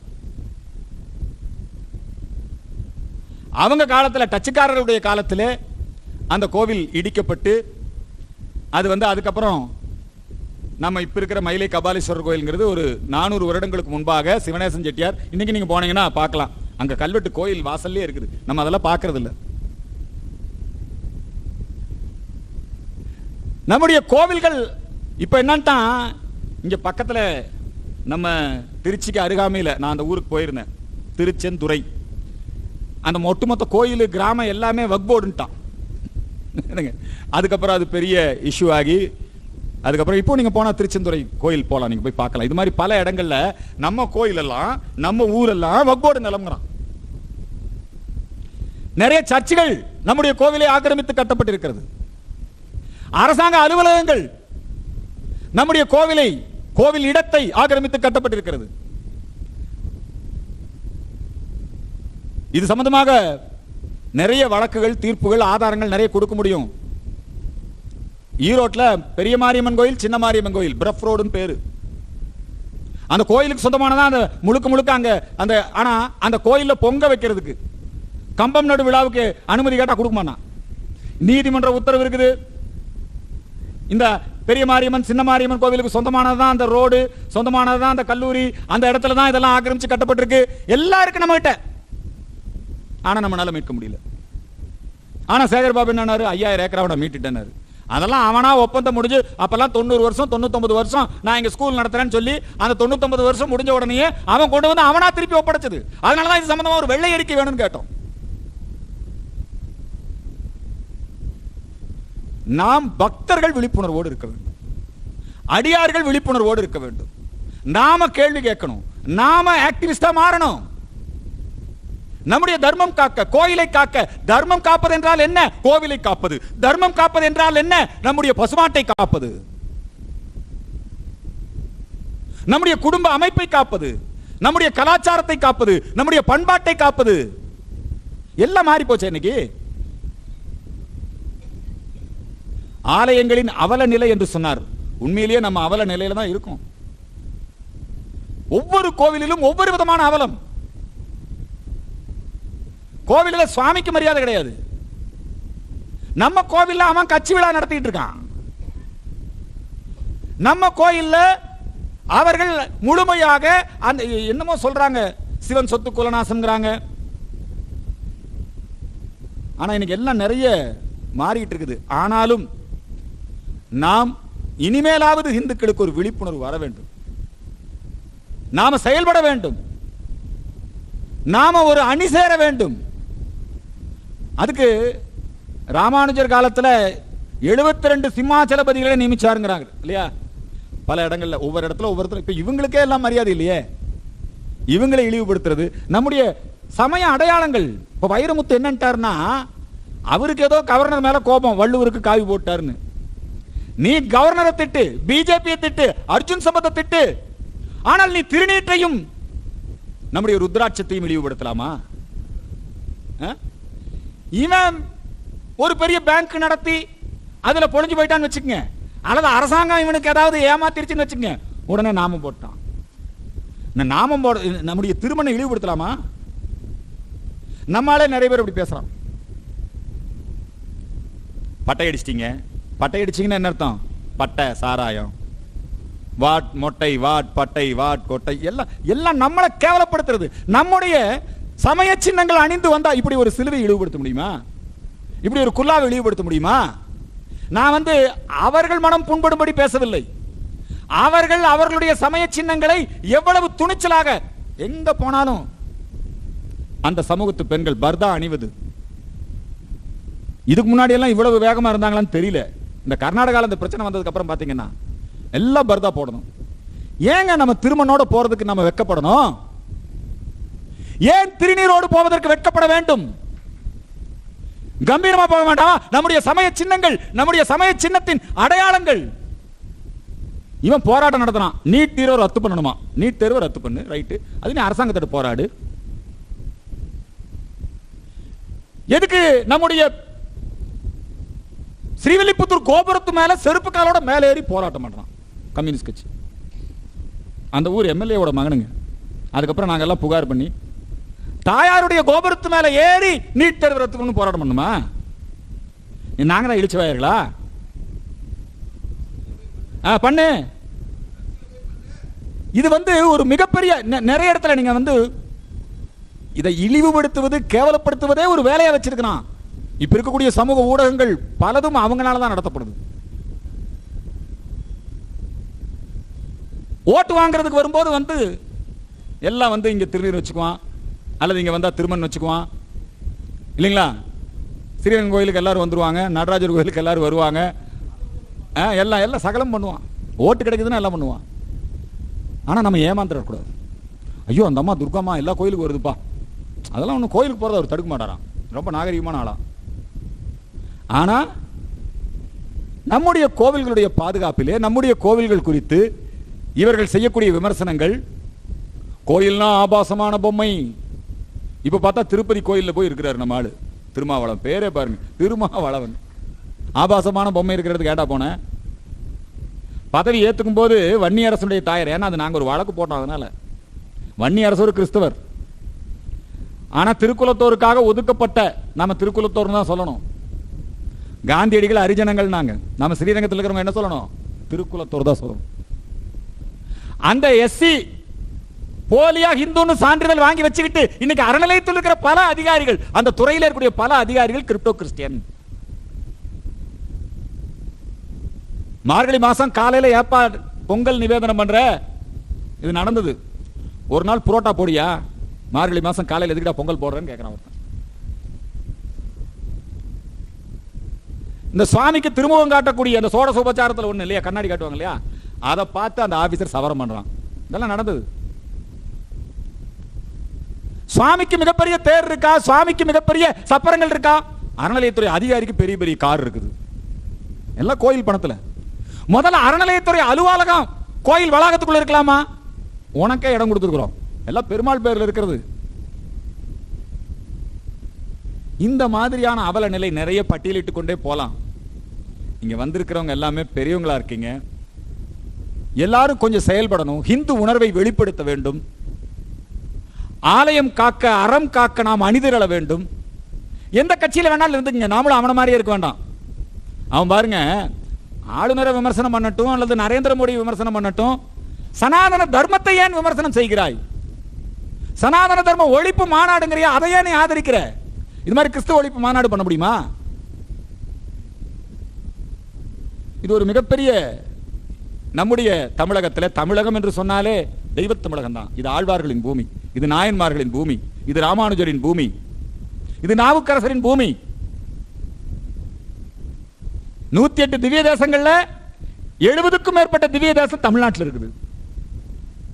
பஞ்சபூத தலங்கள் 5 தமிழ்நாட்டில் இருக்குது. எல்லா ராசிக்குரிய கோயில்கள், எல்லா நட்சத்திரத்துக்குரிய கோயில்கள். பஞ்ச சபைகள் சைவத்தில் எடுத்துக்கிட்டீங்கன்னா சிதம்பரம் பொற்சபை, நெல்லை தாமிர சபை, மதுரை வெள்ளி அம்பலம், குற்றாலம் சித்திர சபை, திரு ஆலங்காடு ரத்தின சபை, எல்லாம் இங்கதான் இருக்குது தமிழ்நாடு. இப்ப கேரளாவை சொல்லுவாங்க தெய்வத்தின் சொந்த நாடு. அது மாதிரி தமிழ்நாடு என்றாலே ஆன்மீகம் தான், தமிழ்நாடு என்றாலே கோவில்கள் தான். இந்த தமிழ்நாடே கோயிலுடைய சொத்து தான், இந்த தமிழே நம்முடைய பெருமாளுடைய சொத்து தான். தமிழ்தாய் யார்? ஆண்டாள் தான் தமிழ்தாய், வேற யார் தமிழ்தாய்? அந்த ஆண்டாளை இழிவுபடுத்தினான் ஒருத்தன், கேவலப்படுத்துறான். நாம கொஞ்சமாவது நம்முடைய உணர்வுகளை வெளிப்படுத்த வேண்டும், செயலிலே காட்ட வேண்டும். அதுக்காக உங்களை எல்லாம் தகராறு பண்ணுங்க, அடிதடி பண்ணுங்கன்னு சொல்லல. ஓட்டு போடும்போது இந்த மாதிரி இந்து விரோதிகளுக்கு ஓட்டு போட மாட்டோம். அந்த உறுதிமொழி எடுத்துக்கலாமா? எல்லாரும் கைதட்டி அந்த உறுதிமொழி எடுத்துங்க. நாங்கள் இந்துக்களாக வாக்களிப்போம், அது ரொம்ப முக்கியம். இப்பெல்லாம் சினிமா ரசிகர்களா வாக்களிச்சிருக்காங்க இல்லையா, கட்சிக்காரங்களா வாக்களிச்சிருக்காங்க, இந்துக்கள் தான் வாக்களிக்கிறோம். அப்படி நாம் ஆலயங்கள் காப்பது நம்முடைய கடமை. ஆலயங்கள் இப்பொழுது அவல நிலையிலே இருக்கிறது. நம்முடைய ஆலய சொத்துக்கள் ஆக்கிரமிப்பிலே இருக்கிறது. நம்முடைய திருக்கோவில்களிலே பாரம்பரிய நடைமுறைகள் புறக்கணிக்கப்படுகிறது. அதனால இது சம்பந்தமாக இது ஒரு பெரிய ஞான வேள்வியை கடந்த 2 நாட்களாக நம்முடைய கோமுடம் ஸ்ரீ சுவாமிகள் ரொம்ப அற்புதமாக நடத்தியிருக்காரு. நிறைய பேர் நல்ல விஷயங்களை உங்களிடத்திலே பகிர்ந்து கொண்டிருக்கிறார்கள். இது அடுத்தது நாம் என்ன செயல் திட்டம் என்பதையும் நீங்கள் வடிவமைத்து செயல்பட வேண்டும்.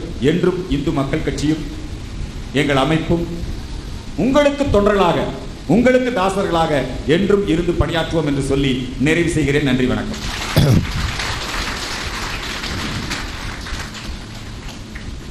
ஸ்ரீமதே ராமானுஜாய நமஹ.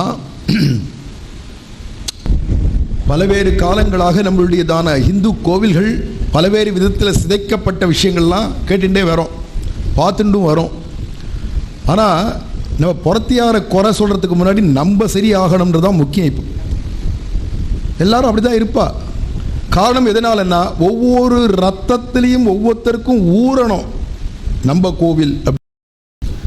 அங்கே நடக்கிறதான எத்தனையோ அட்டுழியங்களை தட்டி கேட்கறதுக்கு அந்தந்த ஊர்க்காராக கவனிக்கணும். எங்கேருந்தோ யாரோ 1000 பேர் திரண்டு வரணும், போராடணும் அப்படிங்கிறதெல்லாம் விட்டுட்டு அந்த ஊரில் இருக்கிற இந்துக்கள் அந்தந்த கோவிலில் முதல்ல சீர்படுத்துறதுக்கோ அங்கே நடக்கிறதெல்லாம் தட்டி கேட்கறதுக்கோ ஒரு உணர்ச்சி இந்துக்களுக்கு வரணும்.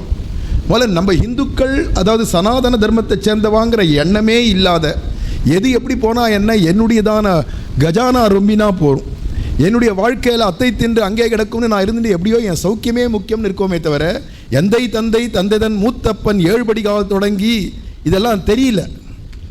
எல்லாம் இருக்கு, தெரியல. ஏன் தெரியலன்னா, ஒருத்தர் கூட உபன்யாசம் நடந்தால் வருது இல்லை. ராமாயணம் அப்படின்னு ஏற்பாடு பண்ணுறவாளும் பயப்படுறா, ஏன்னா மனுஷா வர மாட்டேங்கிறான்னு. சொல்கிறவாளும் யோசிக்கிறா, 4 பேர் கூட வரலையே, யாரை பார்த்து சொல்கிறதுங்கிறா. இது முக்கியம் இல்லை. ஒவ்வொரு வீட்டில் இருக்கிற அந்த இந்துக்கள்லாம் அவாவா ஓடி வரணும் ஆசையாக. ஏன்னா முதல்ல உபன்யாசம் கேட்கறதான பழக்கம் இருந்தால்தான் அவனுக்கு இந்து மதத்தில் ஊற்றம் வரும். ஞாயிற்றுக்கிழமை தோறும் அங்கே ஏதோ ஒரு லெக்சர் கொடுக்குறா, எல்லாரும் புஸ்தகத்தை தூக்கிட்டு போயிட்டு இருக்கா. கரெக்டாக நம்ம யாராவது ஒருத்தர் ஞாயிற்றுக்கிழமை தோறும்னோ இல்லை சனிக்கிழமை தோறும்னோ அல்லது வாரத்தில் ஒரு நாள், நியாயமாக பார்த்தா ஒவ்வொரு நாளும் போய் தீர்த்தம் சடாரி துளசி வாங்கிக்காத வீட்டில் சாப்பிடவே கூடாது. இதுதான் சனாதன தர்மத்தில் சொல்லப்பட்ட விஷயம். முதல்ல ஆலயம் தொழுவது சாலச் சிறந்ததுன்றதுலேருந்து திருமாலுக்கு அடிமை செய் அப்படிங்கிற வரைக்கும் சொல்லக்கூடியதான நம்ம மூதாட்டிகள்லாம் எப்படி இருந்திருக்கா. ஆனால் நம்மளாம் என்ன பண்ணுறோம்னா, யாருமே கோவிலுக்கு வரதில்லை, கோவிலில் என்ன நடக்கிறதுனே தெரியாது. அப்படியே தப்பி தவறி எப்பயாவது வந்தோமானா சாமி கும்பிடுறேன், அர்ச்சனை பண்ணுறேன், பரிகாரம் பண்ணுறேன்றதுக்காக வரா. பொதுவாகவே நம்ம மதத்தை இப்போ எப்படி அழுத்துறானா, எப்பேற்பட்ட வேதாந்தங்களும் எப்பேற்பட்ட பிரம்ம விசாரங்களும் எப்பேற்பட்ட தியானங்களும் பஜனைகளும் உபன்யாசங்களும் நடந்ததான விஷயங்கள்லாம் போய் இப்போ என்னடா ஜோசியர் சொல்கிறார் அப்படிங்கிறத கேட்டுட்டு பரிகாரம் பண்ணுறதுக்குன்னு கோவிலாக அந்த பரிகார சமயத்துக்கு போயிட்டு கடைசியில் அது பரிகாரம்னு போய் பரிகாச மதமாக போயிடுது. பரிகாசத்துக்கு போயிடுது பாத்திரமா. ஏன்னா பரிகாரத்துக்காக மட்டும் கோவிலில், உனக்கு உன்னுடைய சௌக்கியத்தை அடையிறதுக்காக மட்டும் கோவில் ஏற்பட்டது. லோகா சமஸ்தா சுகினோ பவந்து, நம்ம மதத்தை சேர்ந்தவனுக்காக மட்டுமோ, நம்ம இனம், நம்ம மொழி, நம்ம ஜாதிக்கெல்லாம் இல்லை, உலகம் பூரா சௌக்கியமாக இருக்கிறதுக்கு தான் நித்தியம் கோவிலில் ஆகமப்படி பூஜைகள்லாம் நடக்கிறது. பூஜை பண்ணுறவாள்லாம் எதுக்காகடனா, கடல் சூழ்ந்த மண்ணுலகும் வாழியே லோகா சமஸ்தா சுகினோ பவந்துனா லோகக்ஷேமார்த்தம் தான். நித்தியம் இங்கே கார்த்தாலையும் சாயங்காலமும் ஹோமங்கள் நடக்கிறது. அப்படின்னா 10 விதமான காலங்களில் 10 விதமான ஹோமங்கள். இதில் எதுவுமே காமியார்த்தம் கிடையாது. எனக்கு அந்த பலன் வேணும், இவாளுக்கு இந்த பலன் வேணுன்றதுக்காகலாம் இல்லை. பின்ன ஒன்று தான் நமக்கு என்னடானா, லோகக்ஷேமம், சாத்விக குணம் பெருகணும். உபன்யாச ஏற்பாடு பண்ணுறது ராமாயணம், பாகவதம், பாரதம். அதில் இருக்கக்கூடியதான ஒரு உணர்வுகளையும் வெளிப்படுத்தணும், இறை உணர்வை வெளிப்படுத்தணும். அதில் ஆரியர்கள் திராவிடர்கள்னு பற்றி கூட பேசினார் இல்லையா. ஆரியன் அப்படிங்கிறது பிராமணன் இல்லை. முதல்ல அடிப்படை தெரிஞ்சுக்கோ, ஆரியர்கள்னா பிராமணர்கள்னு அர்த்தம் இல்லை. இங்கிலீஷில் ஜென்டில் மேன் அப்படிங்கிறாலே ஒழுக்க சீலர்களுக்கு சம்ஸ்கிருதத்தில் ஆரியன்னு பேர். ராமரோ தசரதரோ இவெல்லாம் பிராமணாள் இல்லை, க்ஷத்ரியாள். ஆனால் சீதா பிராட்டி ராமரை கூப்பிடுச்சு ஆரிய புத்திரா அப்படின்னு தான் கூப்பிடுவாள். ஏன்னா தசரதர் அப்பேற்பட்ட ஒழுக்க சீலன், அவருடைய புத்திரனாக இருக்கிறதுனால ஆரிய புத்திரான்னு வால்மீகி ராமாயணத்தில் எத்தனை இடத்துல வருது, ஆரியான்னு எத்தனை இடத்துல வருது அப்படின்னா அது தசரதனையோ ராமனையோ குறிக்கச்சு. அவள் யாருக்கு நல் ஒழுக்கம் உடையவாளோ அவள் எல்லாருமே ஆரியர்கள் தான். பிராமணன் தான் ஆரியன்னு அர்த்தம் இல்லை. இதெல்லாம் புரிதல் இல்லை. அதே மாதிரி எத்தனையோ விஷயங்களை உபன்யாசங்களை நன்ன கலையற கற்றமாந்தர் அப்படிங்கிறார் தொண்டரடிப்புடி ஆழ்வார். அதை மாதிரி இருக்கிறவாள் அவள்லாம் சொல்கிறதெல்லாம் கேட்கணும். உண்மையாக கேட்கறதே கிடையாது, வரதே கிடையாது. ஆல்வேஸ் டிவி இல்லை ஃபோன் இப்படியே பொழுதுபோக்கின்ற காலை தவிர அத்தை தின்று அங்கே கிடக்கும்னது மாதிரி வந்து உபன்யாசம் நடத்தணும். நிறைய திருப்பி திருப்பி அடியன் சொல்கிறது என்னென்னா, உபன்யாசம் வாங்கோ, வீட்டில் இருக்கிற குழந்தைகளை முதல்ல கூட்டிகிட்டு வாங்கோ, அதுதான் ரொம்ப முக்கியம். வீட்டில் இருக்கிறதான பெரியவா யாரோ எந்த உபன்யாசம் ஏற்பாடு பண்ணாலும் கிழங்கட்டைகள் 10 பேர் வரா அப்படின்னா அவளும் ஓல்ட் இஸ் கோல்டு அவசியம். ஆனால் குழந்தைகள் வாரிசு முக்கியம் இல்லையா? அதுக்கு வந்து பழக்கப்பட்டாதான் அவர் நித்தியம் கோவிலுக்கு போகணுன்ற எண்ணம் வரும். நித்தியம் கோவிலுக்கு போனால் தான் அங்கே நடக்கக்கூடியதான குறை நிறைகள்லாம் நமக்கு தெரிய வரும் அப்படிங்கிறதெல்லாம் இருக்கிறதுனால அப்பேற்பட்டதான கோவிலுக்கு நித்தியம் போகிறதும். இப்போ இங்கே ஸ்ரீரங்கத்தில் என்ன நடக்கிறது, எத்தனை பேர் நடந்திருக்குன்னு எத்தனை பேருக்கு தெரியும்? முன்னாடி இருந்த மூலவராக இருக்கக்கூடியதான பெரிய பெருமாள் அவரையே சிதைச்சுட்டா, அவருடைய திருவடியை மாற்றிவிட்டா. முன்னாடி இருந்த பெரிய பெருமாளுடையதான திருவடி மாற்றப்பட்ட திருவடி 2 ஃபோட்டோவும் இப்போ கிடைக்கிறது.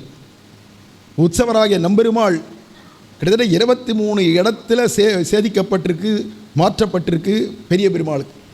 இதெல்லாம் கேள்வி படித்தே எவ்வளோ கஷ்டமாக இருக்குது. ஆனால் குரல் கொடுக்கறதுக்கு ஆள்னா அதுக்கு அந்த உணர்ச்சியே வரலையே. 17 லட்சம் வருஷமாக ஸ்ரீரங்கத்தில் இருக்கார் பெரிய பெருமாளும் நம்பெருமாளும். 17 லட்சம் வருஷம் இன்றைக்கி சகஜமாக மாறுறது. நம்ம உலகத்திலேயே 2 சின்னங்கள் 17 லட்சம் வருஷமாக இருக்குது. ஒன்று பெரிய பெருமாள் எழுந்தருளிருக்காரே, மேலே இருக்கக்கூடியதான பிரணவாக்கார விமானத்தோட விபீஷ்ணாழ்வான் கொண்டு வந்து இங்கே சேர்க்கப்பட்டு அந்த பெருமாள் 17 லட்சம் வருஷமாக இருக்கார் ஸ்ரீரங்க விமானத்தோட. மற்றொரு அதிசயம் சேது பாலம். ராமர் 17 லட்சம் வருஷத்துக்கு முன்னாடி கட்டின சேது பாலம் குரங்குகள் மலையை நூக்க குளித்துத்தான் புரண்டிட்டோடி தரங்க நீர் அடைக்கலுற்ற சலமிலா அணிலும் போலேன்னு பாடுறார் தொண்டரடிப்புடி ஆழ்வார். தொண்டரடிப்புடி ஆழ்வார் காலமே 4800 வருஷம் ஆயிடுது. அதுக்கு முன்னாடி என்றைக்கோ 17 லட்சம் வருஷத்துக்கு முன்னாடி கட்டினதான சேது பாலமும் 17 லட்சம் வருஷத்துக்கு முன்னாடி இருக்கக்கூடிய ரங்கநாதருடையதான இந்த ஆலயமும் இவ்வளவு பழமையானதெல்லாம் நம்ம உலகத்திலே பழமையானதை வச்சுட்டு இருந்து எல்லாம் நம்ம கையில் இருந்து அங்கே உள்ள என்ன நடந்திருக்குன்னு தெரியாது, எத்தனை பேருக்கு வெளிச்சத்துக்கு வந்ததுன்னு தெரியல. அதுக்கெல்லாம் நித்தியம் கோவிலுக்கு போனோம், ஏதோ பெருமாளை கும்பிட்டோன்னு வந்தோன்னு இருக்கக்கூடாது. என்னென்ன நடக்கிறது, எத்தனை தூண்கள் அதெல்லாம் சேதப்படுத்தியோ அல்லது எடுத்தோ வெளிநாடுகளுக்கு வித்திருக்கா, இதெல்லாம் பழமை சின்னங்கள் மாற்றப்படுறதா இருக்குது. அப்படிங்கிறச்சே நம்ம ஒவ்வொருத்தரும் ஏதோ பரிகாரம் பண்ணுறதுக்காகவோ எனக்கு பிறந்தநாள் வந்தது, எனக்கு வெட்டிங் டே வந்தது அப்படின்னு தீபாவளி வருதுன்னு ஏதோ ஒரு காரணம் காட்டி எனக்கோ வருஷத்தில் ஒரு நாள் போய் சேவிக்கிறத காட்டிலும் நித்தியம் அவாவா ஊரில் இருக்கிற அந்தந்த கோவில் எந்த பிடிச்ச தெய்வமோ அதனுடைய கோவில் போய் வணங்கி அங்கே நடக்கிறதில்ல ஏதாவது மாற்றங்கள் இருக்கான்னு கவனிச்சுட்டு வெளியில் வரணும். பெருமாளையோ எந்த கோவிலில் போய் எந்த தெய்வத்தை சேவிச்சா வெளியில் வந்து ஒரு நிமிஷம் உட்காந்துட்டு தான் எழுந்து போகணுன்றா. அது எதுக்கு உட்காந்துட்டுனா உட்கார்ற சாக்கில் என்னென்ன இருக்குது, எப்படி இப்படி இருக்குது, பழமை மாறாத இருக்கான்னு கவனிக்கிறதுக்காக தான் அப்படின்னுச்சு. நம்ம இந்துக்களுக்கு அடிப்படையான உபன்யாசம் போயிடுத்து, அடிப்படையான நாம சங்கீர்த்தனமோ அல்லது நாம ஜபமோ மந்திர ஜபமோ அவள் விட்டுட்டோம், தாறுமாறுமா போயிட்டுருக்கோன்னுச்சே. அப்போ கோவில்களை காப்பாற்றணும் அப்படின்னு சொன்னால் கோவிலுக்கு போகணும். கோவிலுக்கு போகணும்னு நினச்சா அடிப்படையிலே நமக்கு அந்த பெருமாளையோ அல்லது தெய்வங்களுடையதான மகிமை தெரியணும். அந்த தெய்வங்களுடைய மகிமையோ கோவிலுடைய மகிமையோ நம்ம ஊர் புராண மகாத்மியமோ இதெல்லாம் உபன்யாசத்தில் கேட்டு தெரிஞ்சுண்டு அப்புறமா தான் நம்ம போனோமானதான் கோவில்களை காப்பாற்ற முடியும் அப்படிங்கிறத சொல்லிக்கிறேன். அதிகமான நேரம் அடியன் எடுத்துக்க விரும்பலை, இவருக்கு மரியாதை பண்ணிடலாம். அடுத்தது சனாதன தர்மத்துக்கு விதமான கைங்கரியங்களும் பண்ணிட்டு நம்ம அர்ஜுன் சம்பத் அவர் இருந்துருக்கணும் அப்படின்னு பெருமாள்கிட்ட பிரார்த்தனை.